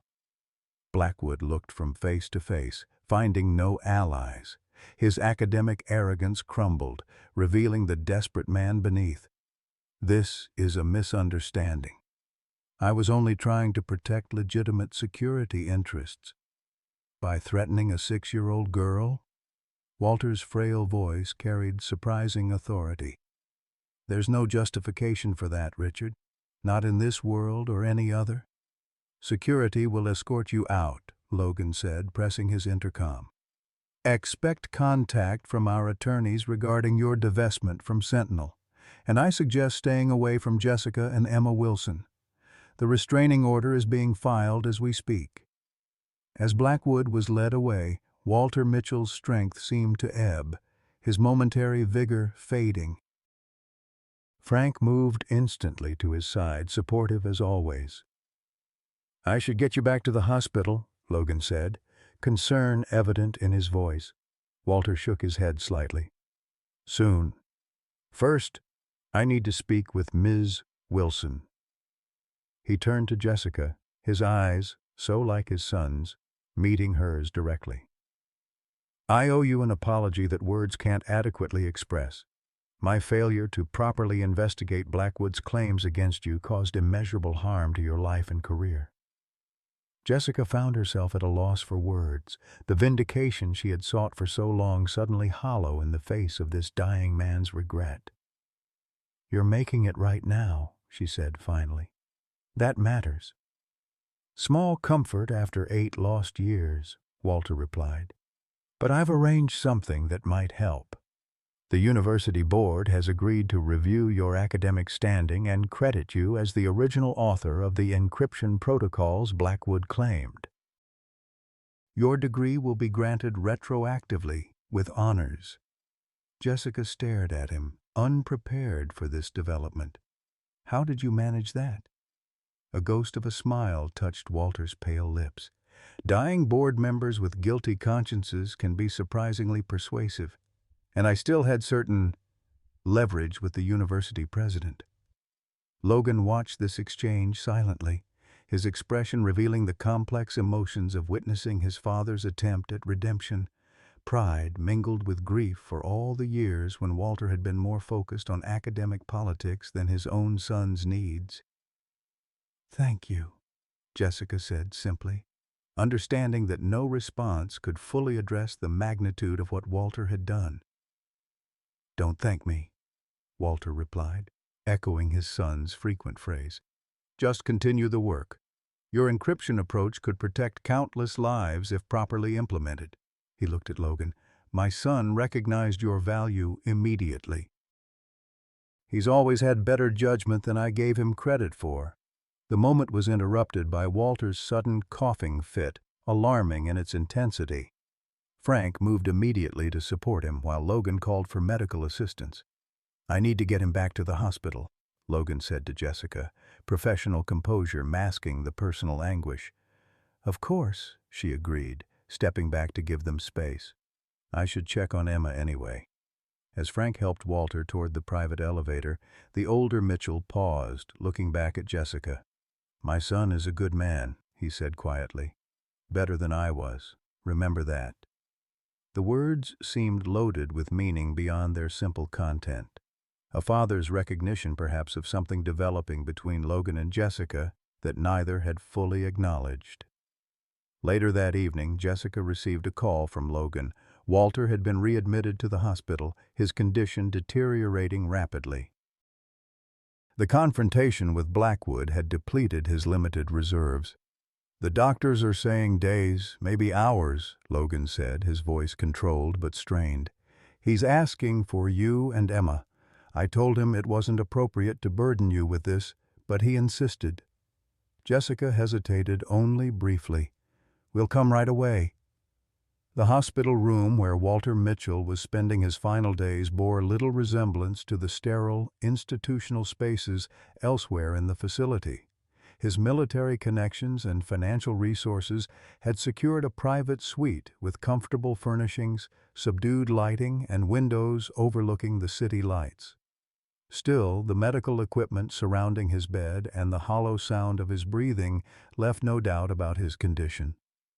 Emma entered the room cautiously, her natural exuberance tempered by an intuitive understanding of the gravity of the situation.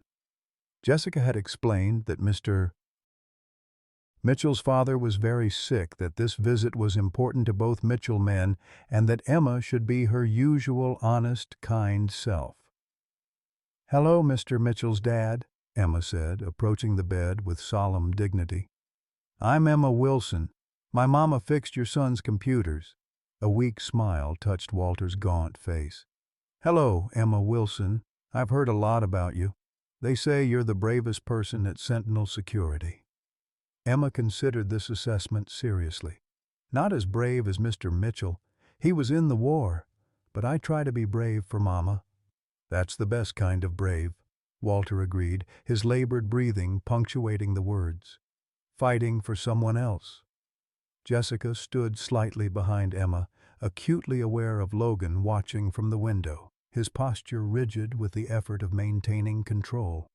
"I wanted to meet you both," Walter continued, addressing Jessica now. "To see for myself the people who've brought my son back to life." Jessica felt heat rise to her cheeks. I think you're overestimating our impact, Mr. Mitchell. Walter, please, he corrected gently. And I don't think I am. I've known my son his entire life, even if I wasn't always present as I should have been. The man he's become these past months is different. He's found something to fight for beyond duty and obligation. His gaze shifted to Emma. Sometimes the smallest soldiers make the biggest difference, right? Emma nodded solemnly, repeating Logan's words from their first meeting. That's what Mr. Mitchell told me. Walter's eyes crinkled with something like pride. He got that from his mother. I was always too concerned with appearances, with status. Elizabeth understood what really mattered. He looked at Logan. Your mother would have adored these two, son. Logan's expression softened momentarily, grief and love briefly visible before he mastered himself again. She would have, he agreed quietly. A nurse entered to check Walter's vitals, her expression conveying without words that his condition was worsening. Jessica gently took Emma's hand. We should let you rest, Walter. Thank you for what you've done.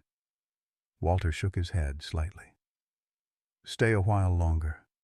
Having a child's energy in the room, it helps. Something in his request touched Jessica deeply, this dying man finding comfort in Emma's presence during his final hours. Of course, she agreed. Emma can read to you if you'd like. She's been practicing. The next hour passed in a gentle rhythm of Emma reading from a book the nurse provided, Walter drifting in and out of consciousness, and Logan maintaining his vigil by the window.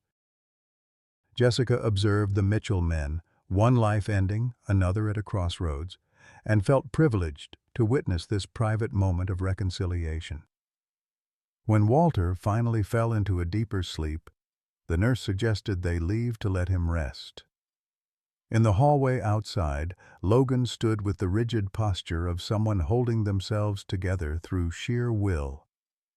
Thank you for coming, he said formally. It meant a great deal to him.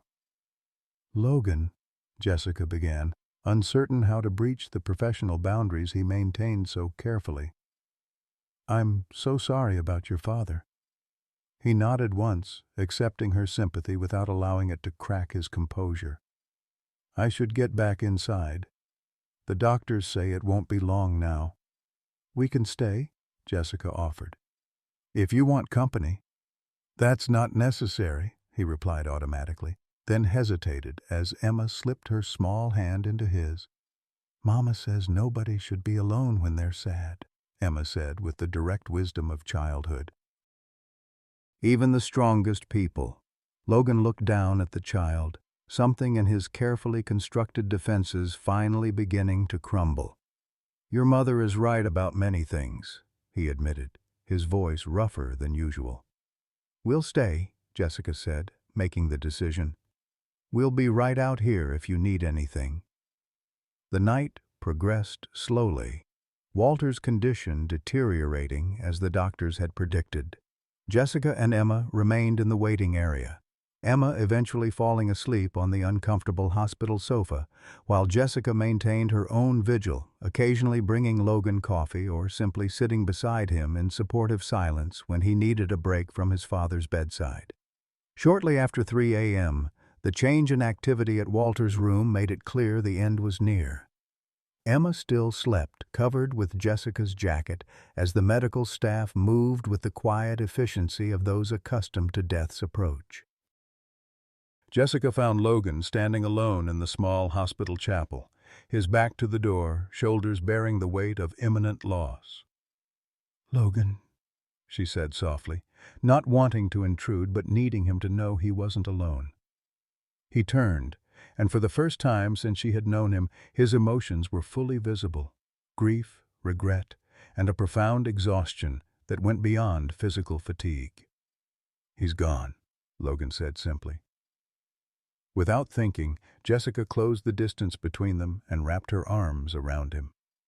For a moment he remained rigid, unused to such contact, then gradually yielded to the embrace, his forehead coming to rest against her shoulder as years of carefully maintained control finally gave way.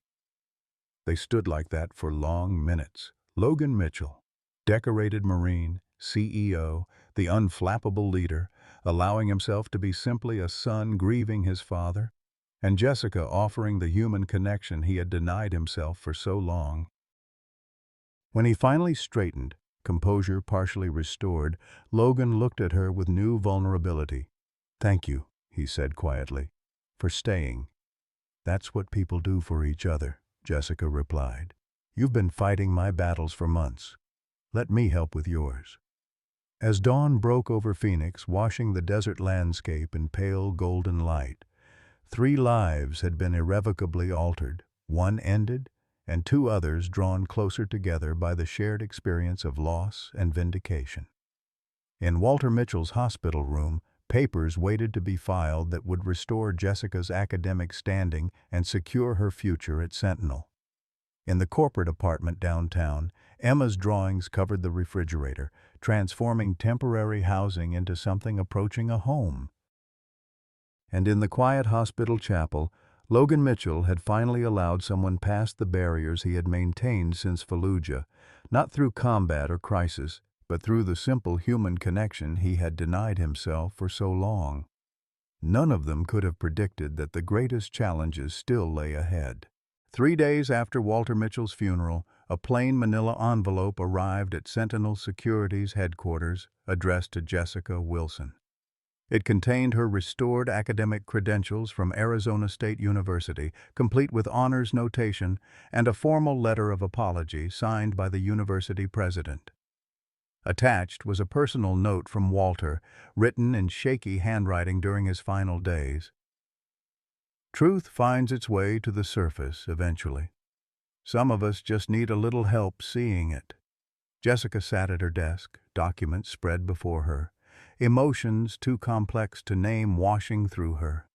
Vindication after 8 years should have felt triumphant, but Walter's death and the circumstances surrounding it had tempered her joy with a profound sadness. The justice she had received had come at tremendous cost to the Mitchell family. Logan had withdrawn into himself since his father's passing, maintaining impeccable professional courtesy but retreating behind the emotional walls that had briefly lowered during that night at the hospital. Jessica respected his need for space while grieving, though Emma frequently asked when they would see Mr. Mitchell again. A soft knock at her office door interrupted her thoughts. Frank Wilson stood there, his weathered face solemn beneath his Vietnam veteran's cap, which he wore today despite being indoors. "Ma'am," he said formally, "there's something you should know." Jessica gestured for him to enter, closing Walter's letter. "What is it, Frank?" The old security guard closed the door carefully before speaking. "Daniel Cooper was released yesterday. The judge gave him time served for the trespassing charge." Jessica felt a cold knot form in her stomach. "I thought Logan arranged for Mr. Mitchell has been distracted since his father passed," Frank explained diplomatically. "Some things have fallen through the cracks. The restraining order is still in place," he added quickly, seeing her expression. "Cooper can't come within 500 feet of you, Emma, or this building." "A restraining order is just a piece of paper," Jessica said, rising from her chair. "Where's Logan now?" "That's the other thing," Frank said, his discomfort evident. "There's a board meeting happening right now. Emergency session called by Blackwood's allies. They're challenging Mr. Mitchell's leadership following the withdrawal of Blackwood's investment." Jessica stared at him, pieces clicking into place. "They're using Walter's death and the financial uncertainty to try to force Logan out." Frank nodded grimly. "Power struggles never wait for proper mourning, especially when there's government contract money involved." Jessica gathered her papers quickly, mind racing. "I need to get Emma from the child care center and take her home. If Cooper's out, already arranged additional security," Frank assured her. 2 men watching the corporate apartment building, And I've got my nephew, former Army Ranger, escorting Emma from childcare today. But he hesitated. What aren't you telling me, Frank? The old soldier sighed heavily. Cooper was seen meeting with someone yesterday after his release. One of Blackwood's associates. The implications were clear. Despite Walter's intervention and Blackwood's official divestment from Sentinel, the professor's influence continued to work against them. Jessica felt a familiar surge of anxiety, the same helplessness she had experienced 8 years ago when powerful men had conspired to destroy her future. I need to speak with Logan, she decided. Board meeting or not? Frank's expression suggested he agreed but couldn't officially endorse interrupting a closed board session. 18th floor conference room, he said simply. I'd escort you myself, but I'm needed at the security desk. Thank you, Frank, for everything. Jessica touched his arm briefly, acknowledging the alliance that had formed between them through these tumultuous months. The elevator ride to the executive floor gave Jessica time to organize her thoughts. The past week had transformed her understanding of the powers aligned against her. This wasn't just about academic theft anymore. Blackwood's encryption systems contained deliberate vulnerabilities that Jessica's work had exposed. Government contracts worth millions, perhaps billions, hung in the balance. People with that much to lose wouldn't stop at legal maneuvers. The 18th floor was unnaturally quiet, most staff giving the board meeting a wide berth.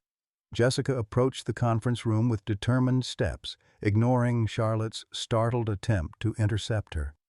Miss Wilson, you can't go in there, the assistant began, rising from her desk. Jessica pushed open the heavy double doors without breaking stride. Inside, the Sentinel Board of Directors, 12 men and women in immaculate business attire, turned as one to stare at the interruption. Logan stood at the head of the table, his posture military straight despite the dark circles under his eyes suggesting minimal sleep since his father's funeral. Ms. Wilson, he said, surprise briefly breaking through his professional mask. This is a closed board meeting. I apologize for the interruption, Jessica said, addressing the room at large while her eyes remained fixed on Logan. But there are urgent security matters that can't wait.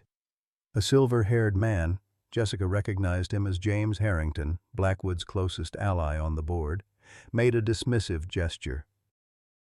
Whatever technical issues you're experiencing can be addressed through proper channels after we conclude our business. This isn't about technical issues, Jessica countered firmly. Daniel Cooper has been released from custody and was seen meeting with associates of Richard Blackwood yesterday. Frank Wilson believes they're escalating their efforts now that Walter Mitchell's protection is gone. A ripple of murmurs passed through the board members. Logan's expression darkened, his jaw tightening perceptibly. That's precisely relevant to our current discussion, Harrington interjected smoothly. This continuing saga involving Miss Wilson has become a significant liability for Sentinel. First the academic scandal, then the custody dispute with her ex-partner. Now these conspiracy theories about Richard Blackwood, who has been a respected member of the business community for decades. Conspiracy theories? Jessica echoed incredulously. Richard Blackwood paid Daniel Cooper to threaten my daughter. Walter Mitchell provided documented evidence of Blackwood's academic fraud. These aren't theories, they're facts. Facts that have cost this company millions in withdrawn investment, a woman at the far end of the table noted coldly, and potentially our standing with government contracts. Logan raised a hand, commanding the room's attention with the quiet authority that had served him in combat. Ms. Wilson's security concerns are valid and will be addressed immediately. He turned to Jessica. Is Emma safe right now? Frank has arranged security, but I'll increase the detail and ensure Cooper's movements are tracked, Logan assured her, already reaching for his phone. We'll discuss this further after the meeting concludes. Jessica recognized the dismissal for what it was, Logan attempting to shield her from the board's hostility while maintaining his tenuous leadership position. Under normal circumstances, she might have complied, understanding the delicate political balance he was trying to maintain. But these weren't normal circumstances. "With respect," she said, standing her ground, "I believe the board should understand exactly what's at stake here. This isn't about me or my personal history with Blackwood. This is about encryption vulnerabilities deliberately built into government security systems, vulnerabilities that my work at Sentinel has exposed and corrected." The atmosphere in the room shifted perceptibly, several board members exchanging concerned glances. "Ms. Wilson," Harrington warned, "making unfounded accusations about classified systems could constitute a breach of national security protocols." "They're not unfounded," Jessica countered. "Walter Mitchell compiled evidence before his death. Evidence he shared with the Department of Defense." Logan's expression revealed nothing, but Jessica sensed his strategic mind rapidly recalculating the situation. This was information he hadn't been aware of.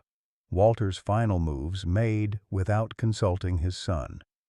"My encryption work doesn't just improve security," Jessica continued, addressing the entire board. "It specifically closes backdoor vulnerabilities that have existed in systems Blackwood helped design for over a decade. Vulnerabilities that could potentially allow unauthorized access to classified networks." The implications hung in the air.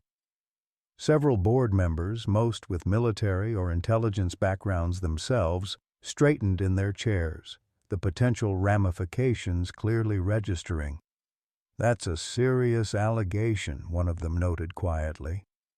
"It is," Jessica agreed. "And it explains why Blackwood has gone to such lengths to discredit me, first academically and now professionally.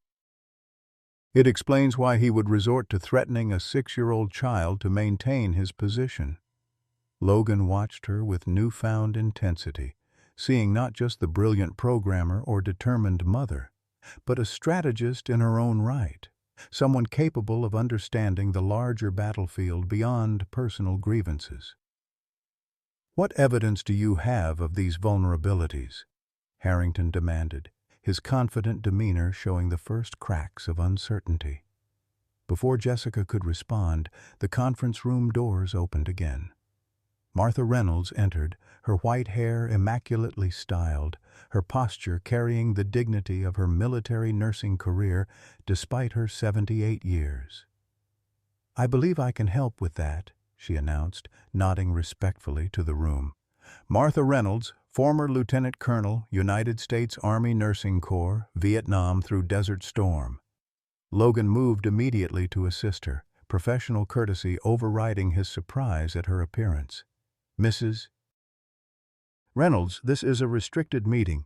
"I'm well aware, Captain Mitchell," she replied, using his former military rank with deliberate significance. "But given the circumstances, I believe this can't wait." She placed a sealed envelope on the conference table. "Walter Mitchell entrusted this to me the night before he died, with instructions to deliver it if certain events occurred. Specifically, if Jessica or Emma Wilson were threatened again, or if attempts were made to remove you from leadership following his death." The envelope bore the official seal of the Department of Defense, marked "Confidential" in bold red letters. Logan stared at it, then at Martha, clearly recalibrating once again. "Walter and I served together briefly during the Gulf War," Martha explained, answering the unasked question. "He was a civilian contractor. I was head of the field hospital where he was stationed. We maintained contact over the years, especially after you enlisted, Logan." Jessica watched this exchange with growing awareness that Walter Mitchell had been several moves ahead of all of them, arranging contingencies and allies even as his body failed him. The envelope contains documentation of Richard Blackwood's deliberate insertion of encryption vulnerabilities into systems currently protecting classified operations, Martha continued. Walter identified them after Jessica's original research came to his attention. he submitted formal notification to DoD oversight committees 3 days before he died. Harrington reached for the envelope, but Martha placed her hand firmly over it. "This is designated for Captain Mitchell's eyes only, as acting CEO of a company with relevant government contracts. That was Walter's explicit instruction." Logan accepted the envelope with the gravity it deserved, breaking the seal with deliberate care. The room remained silent as he reviewed the contents, his expression giving nothing away until he reached the final page. "This changes the calculation significantly," he said finally, looking up at the board. Walter documented not only the vulnerabilities in Blackwood's systems, but the systematic pattern of suppressing research that might have exposed them, including Jessica's original work 8 years ago. He laid the documents on the table, arranging them in sequence. "More importantly, he's provided evidence that Blackwood was compensated by foreign entities interested in maintaining these backdoor access points. This isn't just academic fraud or corporate espionage. It's potentially treasonous activity." The atmosphere in the room transformed instantly. Board members with military and intelligence backgrounds recognized the severity immediately, while the purely corporate directors grasped the catastrophic liability implications. "Why would Walter keep this from you?" one of them asked Logan directly. "Plausible deniability," Logan answered without hesitation, the military logic clear to him. "If I didn't know, I couldn't be compromised." And he needed to ensure the information reached the proper authorities, regardless of what happened to him. Martha nodded in confirmation. Walter believed there might be attempts to suppress this evidence following his death. He created multiple redundant channels to ensure it wouldn't be buried again. Jessica watched as the board's attitude shifted visibly, their earlier concerns about financial stability suddenly dwarfed by potential national security implications and criminal liability. Logan had regained the tactical advantage, though at the cost of learning his father had kept crucial information from him until after death. "Given this new information," Logan said, addressing the board formally, "I propose we temporarily table the leadership discussion and focus on immediate security protocols for our government contract systems and personnel safety." He glanced at Jessica, particularly for the team members most familiar with the vulnerabilities and their remediation. Harrington attempted one final objection. "These documents require verification. We can't simply accept." "DoD verification is already underway," Martha interrupted calmly. "Walter arranged for simultaneous delivery of this information to 3 separate oversight committees this morning. I suspect your phones will begin ringing shortly." As if on cue, several board members' phones vibrated with incoming messages. The room erupted in controlled chaos as they checked their devices, confirming Martha's prediction. Logan used the distraction to move to Jessica's side. "We need to secure Emma immediately," he said quietly. "If Blackwood knows what Walter has done, he'll be desperate." Jessica nodded, her momentary triumph giving way to renewed maternal fear. "Frank has already increased security at the apartment." "Not enough," Logan decided. "We need to move you both to a secure location until this is resolved. I have a property outside the city. Remote, defensible, off the grid."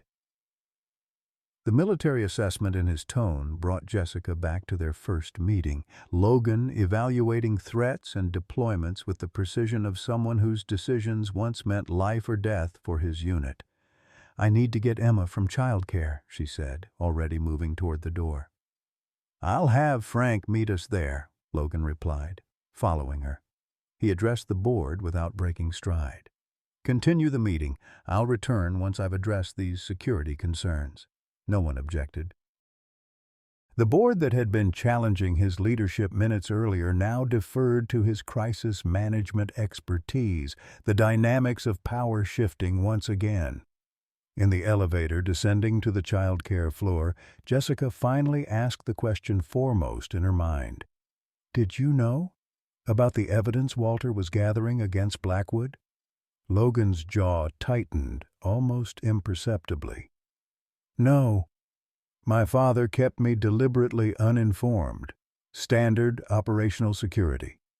If I had been compromised or removed from leadership, the information would still find its way to proper authorities. He was protecting you, Jessica observed. While using me as a diversion, Logan added, a hint of the son's complex feelings toward his father breaking through the professional facade. Walter always played the long game, several moves ahead of everyone else. The elevator doors opened to the childcare floor where Emma waited with Frank's nephew, a broad-shouldered former ranger whose vigilant posture suggested he took his protection duty seriously. Emma's face lit up at the sight of them, her resilient spirit undimmed by the chaos surrounding her. "Mama! Mr. Mitchell!" she called, running to them with the drawing she'd been working on. "Look what I made!" Logan crouched to her level, examining the colorful image with genuine interest despite the crisis unfolding around them. "That's excellent work, Emma. Is that Frank's truck?" "Uh-huh. And that's his special hat that he only wears on important days." Emma's perception, as always, had captured details adults might overlook. "Are we going somewhere?" "Jacob said we might take a special trip." Logan glanced at Frank's nephew, who nodded almost imperceptibly, the silent communication of professionals accustomed to managing sensitive situations around civilians. "Yes," Jessica confirmed, smoothing her daughter's hair. "We're going to stay at Mr. Mitchell's house for a few days, like a little vacation while some work is done at our apartment." Emma studied her mother's face, then Logan's, her perceptiveness cutting through the adult pretense. "Is the bad man coming back? Is that why we need to go away?" Jessica knelt beside her daughter, honesty winning out over protective deception. "There are some people who aren't very nice who might try to cause problems. Mr. Mitchell has a safe place where we can stay until things get sorted out." Emma nodded solemnly, processing this information with the premature maturity of a child who had already witnessed too much adult complexity. "Like when we had to hide from Daniel in the bathroom that time." Jessica felt Logan's gaze on her, another piece of her difficult past revealed through Emma's innocent recollection. "Something like that, sweetheart. But this time, we have lots of help and protection." Emma considered this, then turned to Logan with complete trust. "Your house has good locks, right? Mama says good locks keep bad people out." "The best locks," Logan assured her, his voice gentler than Jessica had ever heard it. "And good people watching over us, too." As they prepared to leave, Martha approached with surprising urgency for a woman her age. "There's been a development," she said quietly to Logan. "Blackwood's been taken into custody for questioning, but Cooper has disappeared. He missed his scheduled check-in with his parole officer this morning." The implications were immediate. With Blackwood detained, Cooper became an unpredictable variable, potentially more dangerous without his handler's restraining influence. "Change of plans," Logan decided instantly. "We leave directly from here. No stops at the apartment." "But Emma's medications, her comfort items," Jessica began. "We'll send someone for them," Logan interrupted, the tactical assessment overriding civilian concerns. Security takes priority. Within 20 minutes, they were in Logan's personal vehicle, not the corporate SUV most would expect, but an understated sedan with military-grade reinforcement modifications hidden beneath its conventional exterior. Frank's nephew followed in a separate vehicle, creating a two-car convoy as they left Phoenix behind, heading toward the northern mountains. "How far is this place?" Jessica asked as the city receded in the rear-view mirror. "About 2 hours," Logan replied, his attention divided between the road ahead and the mirrors checking for potential pursuit. "Former hunting lodge converted to a secure retreat. My father purchased it after 9/11, upgraded the security progressively over the years." In the back seat, Emma had fallen asleep, the emotional exhaustion of the day finally overcoming her determined alertness. Jessica watched her daughter's peaceful expression, marveling at children's capacity to find rest even amid chaos. "Thank you," she said quietly to Logan, "for everything you've done for us. I never imagined my job interview would lead to all this." Logan's hands remained steady on the wheel, but something in his expression softened slightly. "Emma changed everything the moment she walked into Sentinel with your resume. She showed more courage than most soldiers I commanded in Iraq." "She gets that from necessity, not genetics," Jessica admitted. "Emma learned early that the world doesn't always protect children the way it should." Logan glanced at her briefly, then back to the road. "Martha told me you're not Emma's biological mother." Jessica tensed slightly, protective instincts flaring. "Does that matter?" "No," Logan answered immediately, his tone suggesting the question had been curiosity, not judgment. "It makes what you've done for her even more remarkable." The simple acknowledgement, so different from the suspicion or legal challenges she had faced from others regarding her relationship with Emma, made Jessica's throat tighten unexpectedly. "I was volunteering at a women's shelter while in college," she explained after a moment. "A young woman came in, badly beaten, 9 months pregnant. She died during childbirth. Hemorrhage, the doctors couldn't stop it. There was no family, no one to take the baby." Logan listened silently, giving her the space to tell this most personal story at her own pace.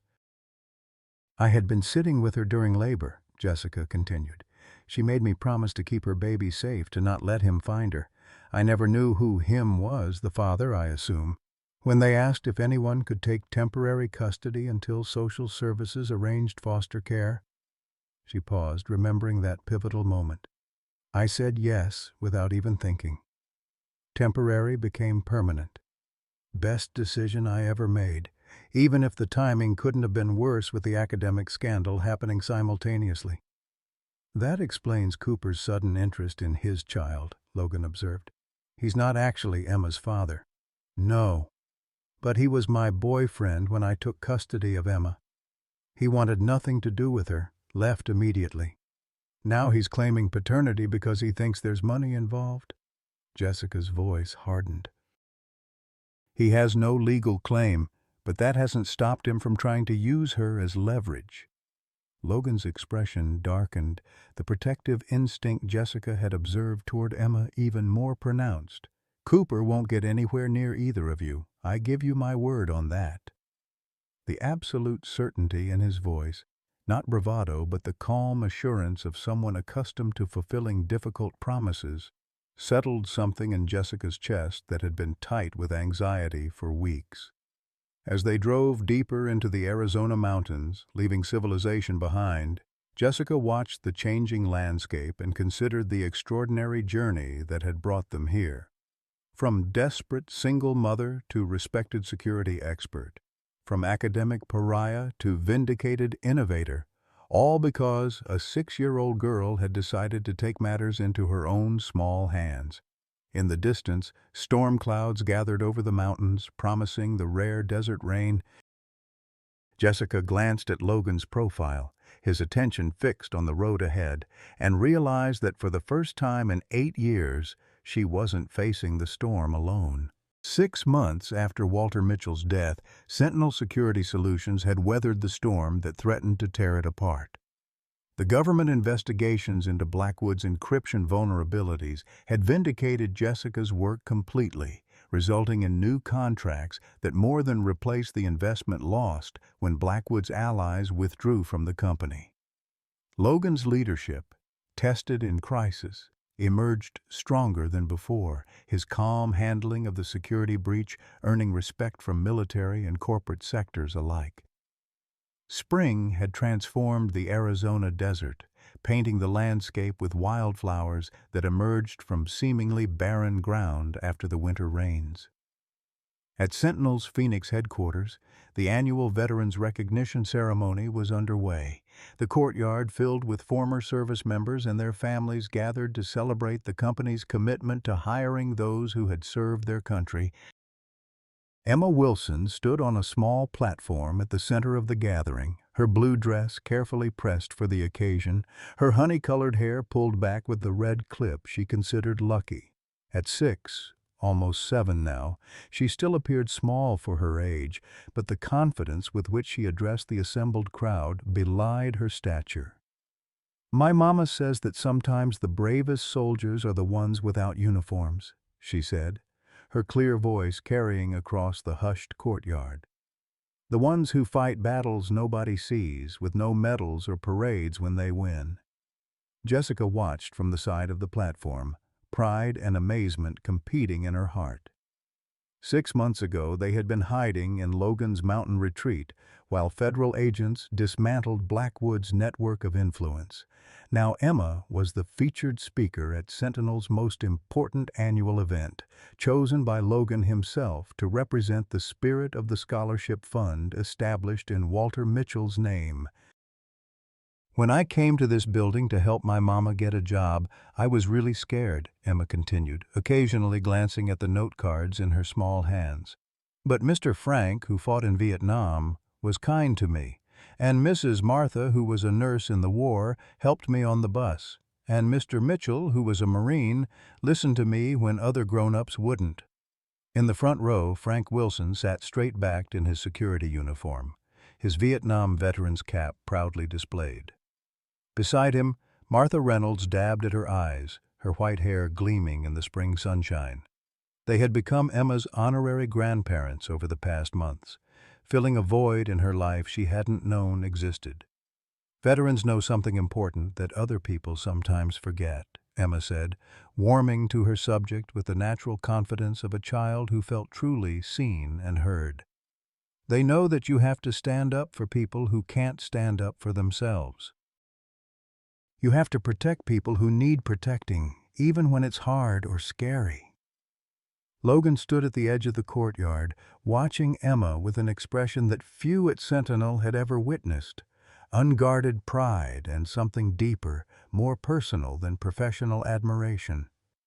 The past 6 months had transformed him as profoundly as it had Jessica and Emma, the barriers he had maintained since Fallujah gradually yielding to the persistent warmth of family connections. "The scholarship my mama and Mr. Mitchell started helps kids whose parents were soldiers," Emma explained, her rhythm gaining confidence. "Kids who might not have someone to help them get to college because their mom or dad got hurt fighting for our country, or because they didn't come home." The Walter Mitchell Memorial Scholarship had been Logan and Jessica's joint creation in the aftermath of the Blackwood investigation, a way to honor Walter's final actions while creating something meaningful from the painful experience.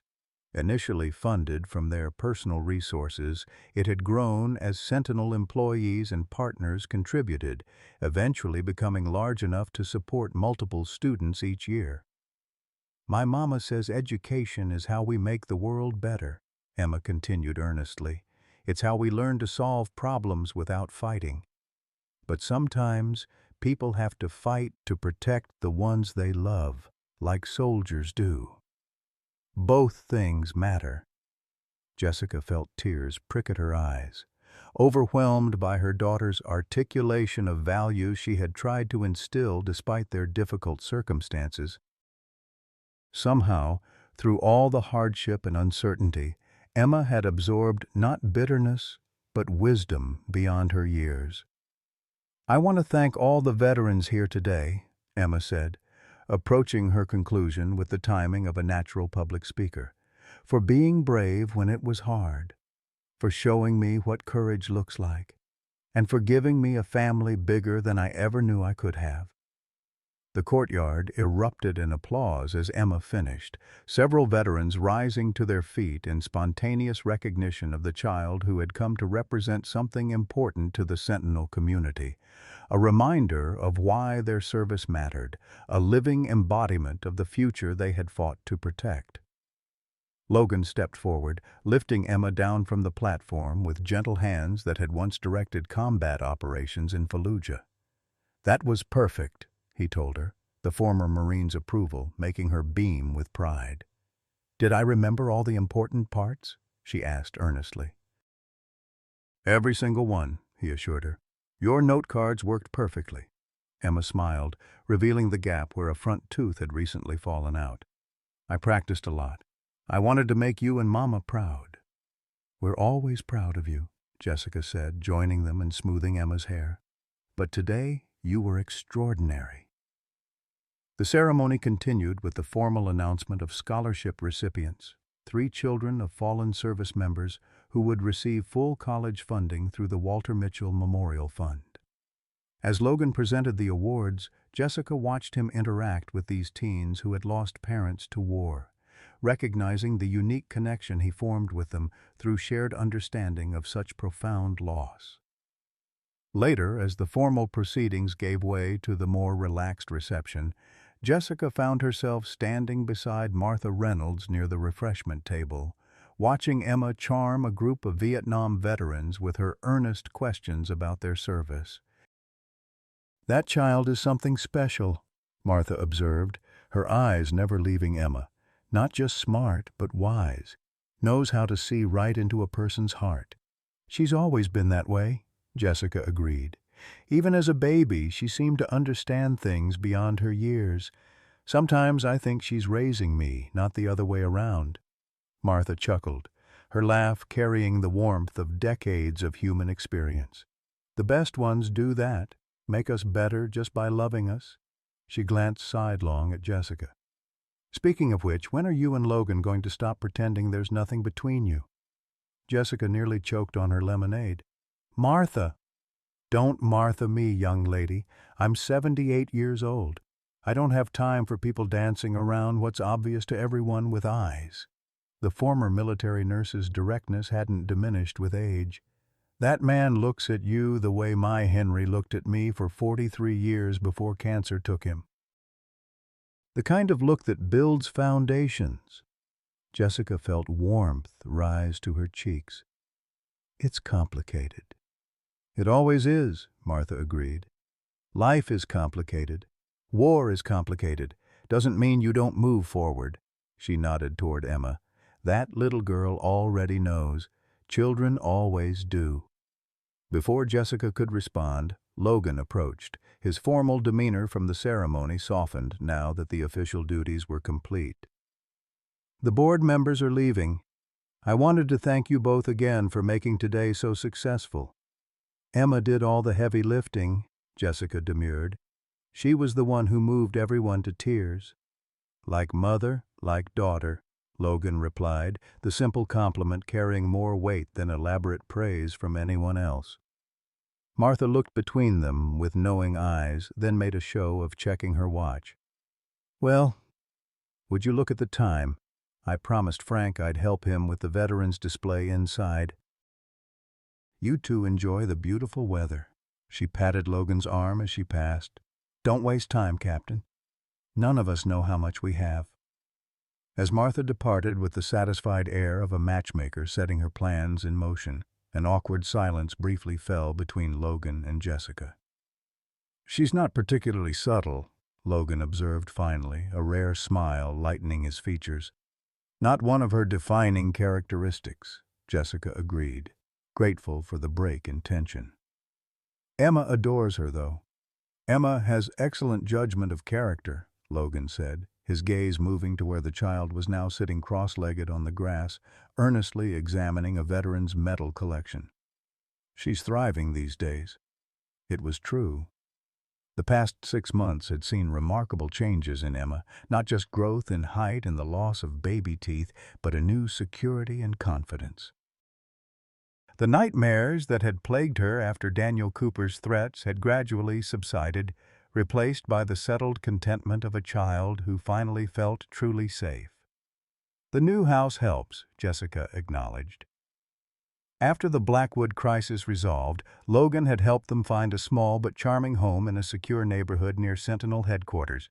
Close enough for convenience, but separate enough to maintain appropriate boundaries between personal and professional life.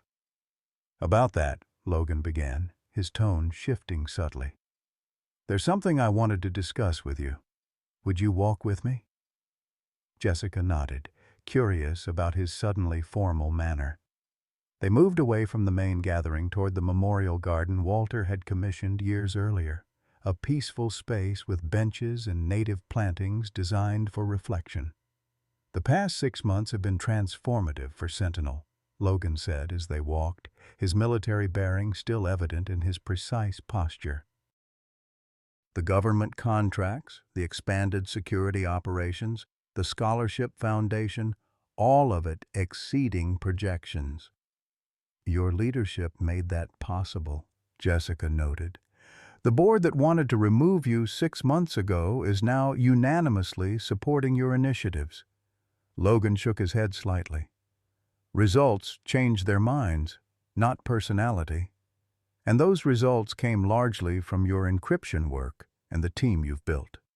He paused near a bench beneath a flowering Palo Verde tree, its yellow blossoms creating a canopy of gold against the blue Arizona sky.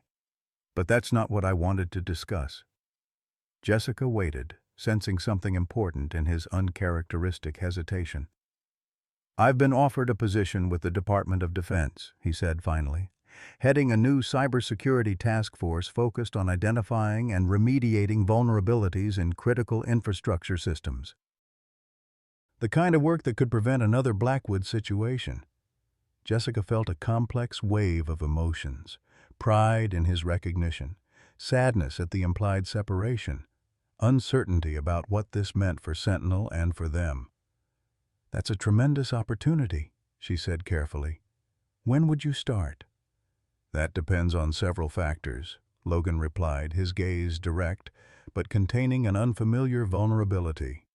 Including your answer to what I'm about to ask. Jessica's heart accelerated unexpectedly. Which is? The position includes assembling a team of experts. I've recommended you as the technical lead if you're interested. Logan maintained eye contact, his military directness softened by something more personal. It would mean relocating to Virginia. Both of us. And Emma. The implication hung in the air between them, not just a professional opportunity, but a life change that would fundamentally alter their relationship. Logan, Jessica began, uncertain how to respond to the layers of meaning in his offer. Are you asking me to move across the country as your employee, or as something else? For a moment, the composed former Marine appeared genuinely nervous, an expression Jessica had never witnessed even during the most intense moments of the past year. Both, he admitted finally. Or rather, I'm asking if you'd consider a future where our professional collaboration is only one aspect of our relationship. He reached into his pocket, withdrawing not a ring box as Jessica momentarily feared, but a small worn challenge coin. This was given to me after my first deployment.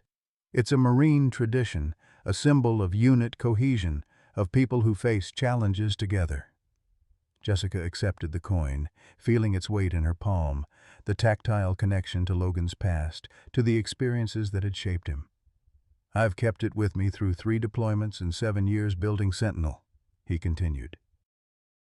A reminder that survival depends on trusting the people fighting beside you. He met her eyes directly. I've never trusted anyone the way I trust you and Emma. Never felt connected to anyone this way since losing my unit in Fallujah. The admission, so contrary to the professional boundaries Logan typically maintained, left Jessica momentarily speechless. I'm not proposing marriage, he clarified quickly. That would be premature and presumptuous, but I am proposing a future where we explore what's developing between us while building something meaningful professionally. He gestured toward the ceremony space where Emma remained the center of attention among the veterans, and where Emma continues to have the stability and extended family she's found here. Jessica looked down at the challenge coin, then back at the man before her, Not just the CEO or former Marine, but the complex, honorable person she had come to know through crisis and celebration alike. "What about Sentinel?" she asked, practical concerns momentarily overriding emotional response. "The company is your legacy." "Sentinel was my response to losing my military family," Logan answered with unexpected candor. "A way to create purpose and connection after Fallujah. It served that purpose, but in the past year I've found something more important." He glanced toward Emma. "Something my father recognized before I did." Jessica remembered Walter's words in the hospital. "My son is a good man, better than I was." Remember that. The dying man had seen what was developing long before either of them acknowledged it. "The DoD position allows me to continue the mission while transitioning Sentinel to new leadership," Logan explained. "Frank's nephew Jason is ready to step up as security director. The board has approved a succession plan." His expression softened slightly. "The only missing piece is knowing if you and Emma would consider making this change with me." Before Jessica could respond, Emma appeared beside them, seemingly materializing with the uncanny timing of children during important adult conversations. "Mama, Mr. Frank says they're cutting the cake soon," she announced, then looked between them with sudden perception. "Are you having an important talk? Your faces look serious."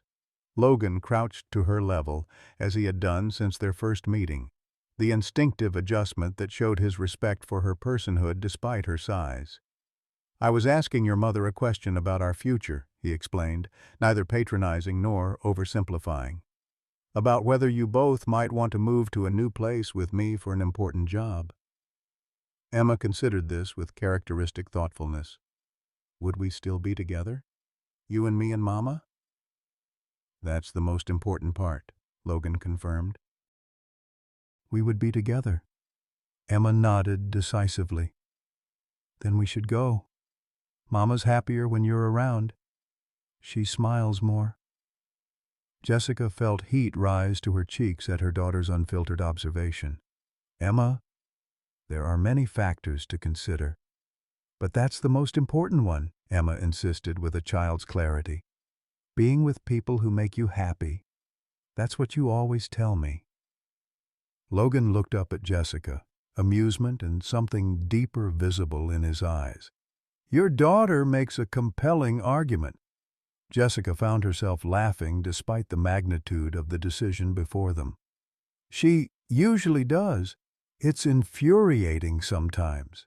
Emma beamed, pleased with her contribution to the adult conversation. "So, we're going on an adventure together?" The question hung in the air, simple yet profound. Jessica looked at Logan, the man who had given her a chance when no one else would, who had fought for her vindication and Emma's safety, who had gradually revealed the depths beneath his disciplined exterior. "Yes," she decided, certainty replacing hesitation. "We're going on an adventure together." Logan's expression transformed, relief and joy briefly overwhelming his habitual reserve. He straightened, standing close enough that Jessica could see the flecks of amber in his eyes that Emma had once commented looked like treasure hidden in rocks. "You're sure?" he asked quietly. "Virginia is a long way from Phoenix." "Home isn't about location," Jessica replied, echoing something Martha had told them during the difficult days after Walter's death. "It's about who stands beside you when it matters." Emma, satisfied with the resolution, tugged at both their hands. "Can we have cake now? Mr. Frank says they won't cut it until you come, Mr. Mitchell." Logan laughed, a genuine, unguarded sound that Jessica had heard only rarely. "Can't keep the veterans waiting. That would be against protocol." As they walked back toward the ceremony, Emma skipping ahead, Logan's hand found Jessica's briefly, the contact simple but significant. "Thank you," he said quietly, "for trusting me with your future and hers." "Thank Emma." Jessica replied with a smile. She's the one who started all this by walking into your lobby with my resume. The bravest soldier I ever met, Logan agreed, watching Emma race back to her adopted family of veterans and security personnel, the unlikely community that had formed around one determined child's mission to help her mother. The afternoon sunlight bathed the Sentinel courtyard in golden warmth as the celebration continued. Veterans sharing stories, families connecting, the scholarship recipients imagining futures made possible by Walter Mitchell's final act of redemption. At the center of it all, Emma Wilson stood on a chair to help Frank cut the ceremonial cake, her laughter carrying across the gathering. Jessica watched her daughter, this remarkable child who had faced adversity with unfailing courage, who had changed not only their lives but the lives of everyone she touched. From desperate hospital escape to government cybersecurity, from academic disgrace to professional vindication, their journey had been extraordinary by any measure. Sometimes the smallest soldiers make the biggest difference, Logan said beside her, echoing the words he had spoken to Emma during their first meeting. And sometimes, Jessica added, thinking of Walter's final days, of Martha's wisdom, of Frank's quiet loyalty, the most important battles are fought not for country or cause, but for the simple truth that everyone deserves someone who will stand beside them, no matter what. As Emma ran back toward them, cake in hand and joy in her eyes, Jessica Wilson realized that after 8 years of fighting alone, she had finally found her place in the world. Not just professional recognition or personal vindication, but the profound security of belonging that comes when brave hearts recognize each other and choose to face life's battles together. In the distance beyond the Phoenix skyline, storm clouds gathered over the mountains, a reminder that challenges would always come, but this time they would meet them not as individuals but as a family forged through adversity and strengthened by choice, the most powerful unit of all. Courage comes in all sizes, doesn't it? Like little Emma, standing tall despite her small stature, reminding us that sometimes the bravest battles are fought by those we least expect. Remember when life threw its hardest challenges at you, when you stood alone against systems too big to fight. This story touches that familiar pain we've all felt, the fear that our life's work might be dismissed, our contributions forgotten, our voices silenced. Yet it also speaks to the deep wisdom we've earned through decades of living, knowing that family isn't always blood, that standing up for truth matters, and that it's never too late for justice or love. Martha Reynolds understood this at 78. Offering her wisdom without apology. Don't waste time, Captain. None of us know how much we have. Her words echo what our hearts know after 55+ years of living. That connection is what sustains us through every storm. Has someone unexpected ever changed the course of your life, the way Emma changed Logan's? Or have you, like Frank and Martha, found purpose in becoming someone's chosen family during their darkest hour? Share your story below. Let's remind each other that even in our golden years, we're still writing the most important chapters of our lives.